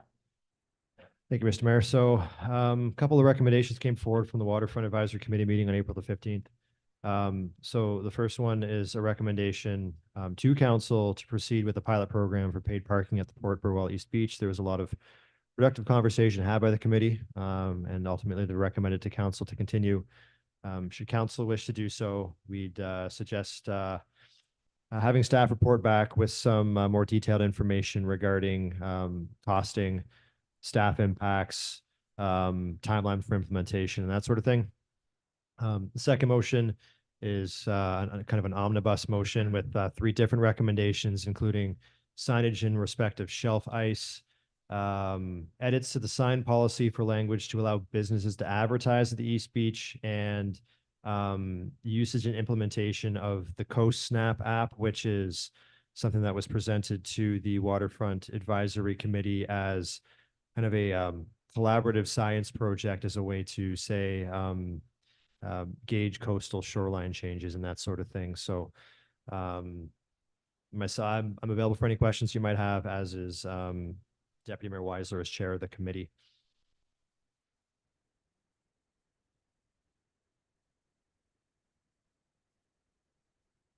All right, just so I understand, the first resolution, looking for council to move forward with a pilot program. You had mentioned that meant bringing forward further information in terms of implementation. That's right, Mr. Mayor. So there's some information that would have to go into establishing when a pilot program would start, what the parameters around that are. I think council would want some more information, some realistic figures on revenue generation and that sort of thing that we'd have to discuss with the bylaw enforcement officer and the treasurer as well. And then we'd have to also consider, the staffing impacts of, flexing time and that sort of thing. So if council is interested in proceeding with some additional information, I think that's the best way at this time. And then council can decide whether they want to proceed with the pilot program.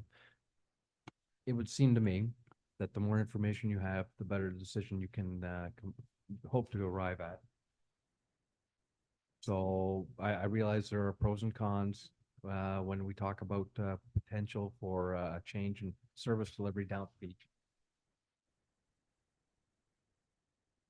I used to be one of those advocates that advocated against it. All right. but I'm willing to take a look at it. That's, again, the mayor's position. Deputy Mayor. Through you, Mr. Mayor, just a comment if I may. The staff presentation that was made at the Waterfront Advisory Committee meeting, I think it's important that we ask Steve to come back and present a similar presentation to council. It really was a little more in-depth than what we had at our council meeting, and it answered a lot of concerns and questions that people had about the potential for paid parking. So I do think, I will say at the meeting, it was not a unanimous vote. Yeah. So, you know, there are some differing opinions, absolutely, but I do think just to have all the information and to make an educated decision, I think we should ask Steve to come back and do another presentation. All right. I'm open for comments but just throw your hand up and I'll acknowledge it and away we go. Counselor Emerson. I kind of with you and not really in favor. The only way I think that would be interesting and actually kind of fun if you could actually take those parking funds and put it towards lighthouse restoration. Otherwise, not on. Anything is possible, Counselor Emerson. Are you interested in gaining a little more information out before you make a decision? Oh, I'm all for more information, but I just want to be clear, we're not voting for a trial. No. Because if we, This is for staff to bring back more information. Right. That's how it's presented to me. it seemed to me that Yeah. supplemental, it seemed to me that the revenue expectations are unrealistic, actually. I would Yeah. agree with you. Yeah, thank you for that. Counselor Chilcott. Yeah, I was just gonna say that, I'm open for more information, All right, although I too am not in favor of fair enough. paid parking. All right, so that's one issue. You're smithing as you go, right? Thank you. The second one was the requests. Rec signage for warning, shelf ice.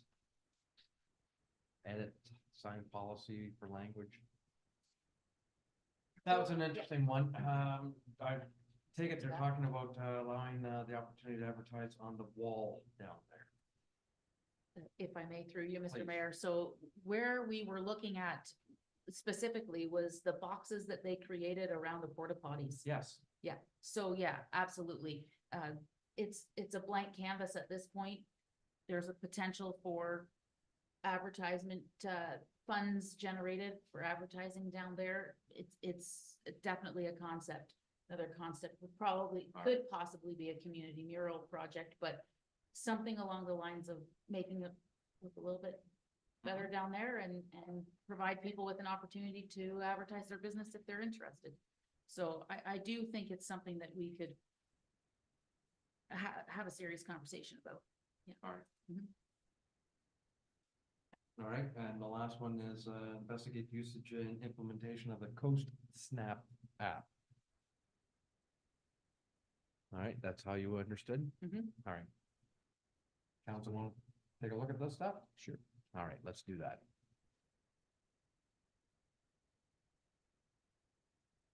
If I may just comment, Please. Mr. Mayor, through you, Mr. Mayor, and again, with the shelf ice signage, I know that signage is quite expensive and we're aware of that. However, some of the summer signage is removed. So there is opportunity to put that shelf ice warning up there, and it is an issue down there.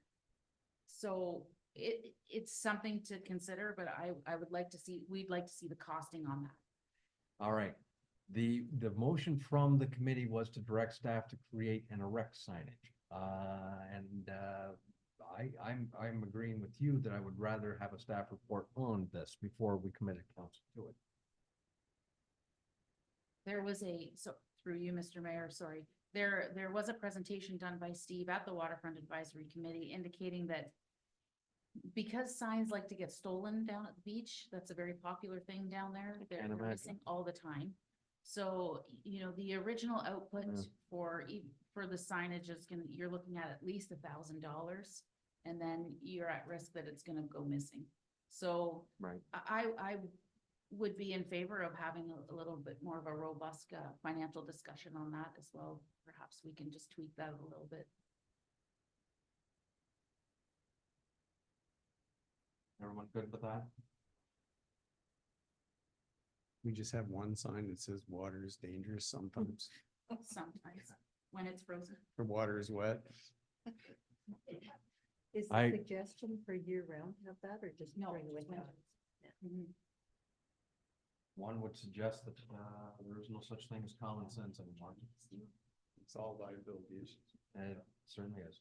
Okay, Madam Clerk, you got something for us?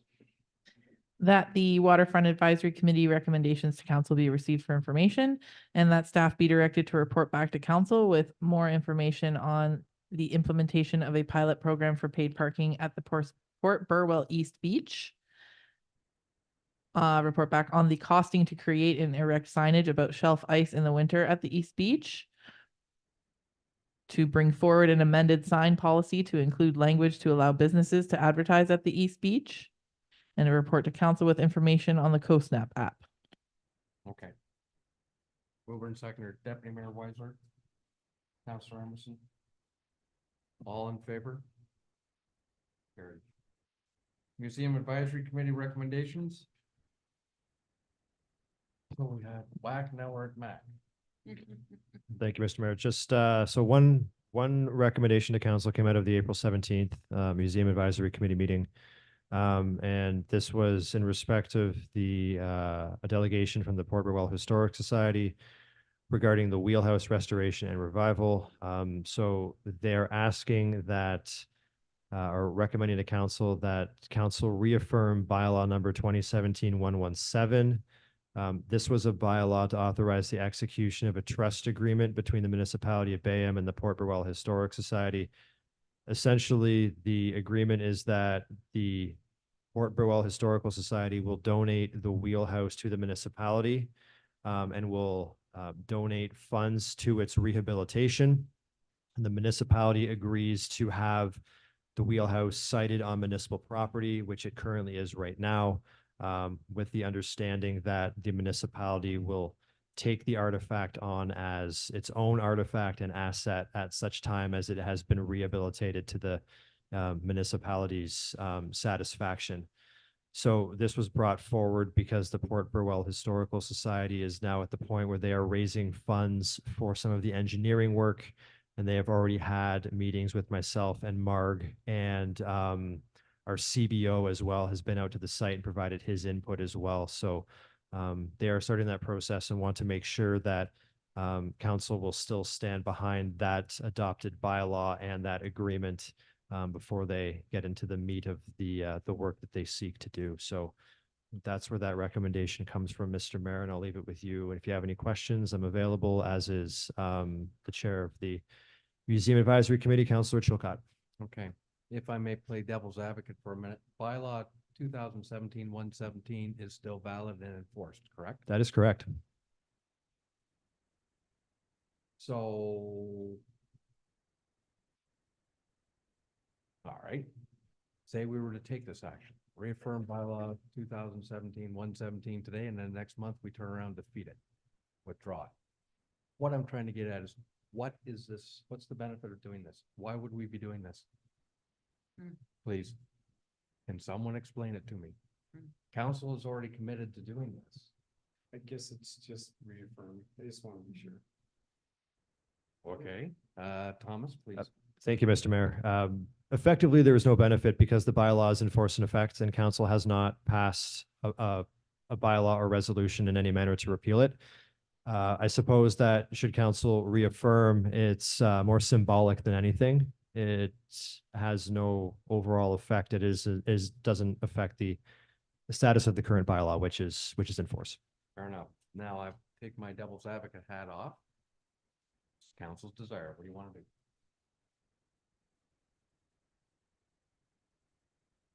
Councilor Chilcott.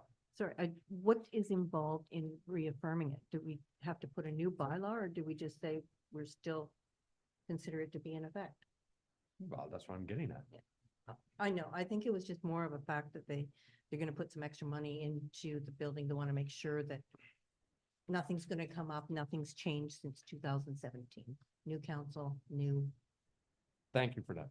So through you, Mr. Mayor, can we just say, I'm sorry, Before I let you do that, I'm going to rebut to that. In 2016, 17, when this issue came along, the committee, the Historic Society were told, if you wish to do it, it's on your dime.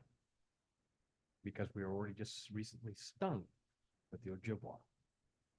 correct. But now they're gonna put that money into it. They wanna make sure They that put they're the not money gonna into lose it. They put the money into it so far. Yeah. What I'm trying to tell you is, we have not, it's on municipal property, we've helped with the sidewalks. But it's their project. And we've always communicated it that way, it's their project. I'm happy to do this, if we want to reaffirm 117, fine. But I'm just saying, it's symbolic, as you say, more than. Councilor Emerson. just saying, well, we're talking about it right now. We don't have to reaffirm the bylaw. We can just say it's good to go right here. Well, that's what I'm saying. It's enforced. Already. So it's just to be clear, everything's cool. Okay. What would council like to do? I think we're done. Oh, okay. Have you got something to submit up? Yes, your worship. That the Museum Advisory Committee recommendation to council be received for information, and that council for the corporation of the municipality of Bayham reaffirms bylaw number 2017-117, being a bylaw to authorize the execution of a trust agreement between the municipality of Bayham and the Port Burwell Historical Society. Follow process. Who's willing to move that? Councilor Emerson, who would like to second that? Deputy Mayor Weiser. All in favor? There. Carried. Thank you. Brings us to 16-1 in camera. Before we close out, I need a mover and seconder for the following. That council do now rise to enter into an in-camera session at 9:56 PM. To discuss a confidential item regarding personal matters about an identifiable individual, labor relations, employee negotiations, administration. And item B, confidential item regarding a position plan, procedure, criteria, or instruction to be applied to any negotiations carried on or to be carried on by or on behalf of the municipality or local board, the road user agreement. Mover and seconder, Deputy Mayor Weisler, Councilor Chilcott will second. All in favor? Carried. Please stand by. I need a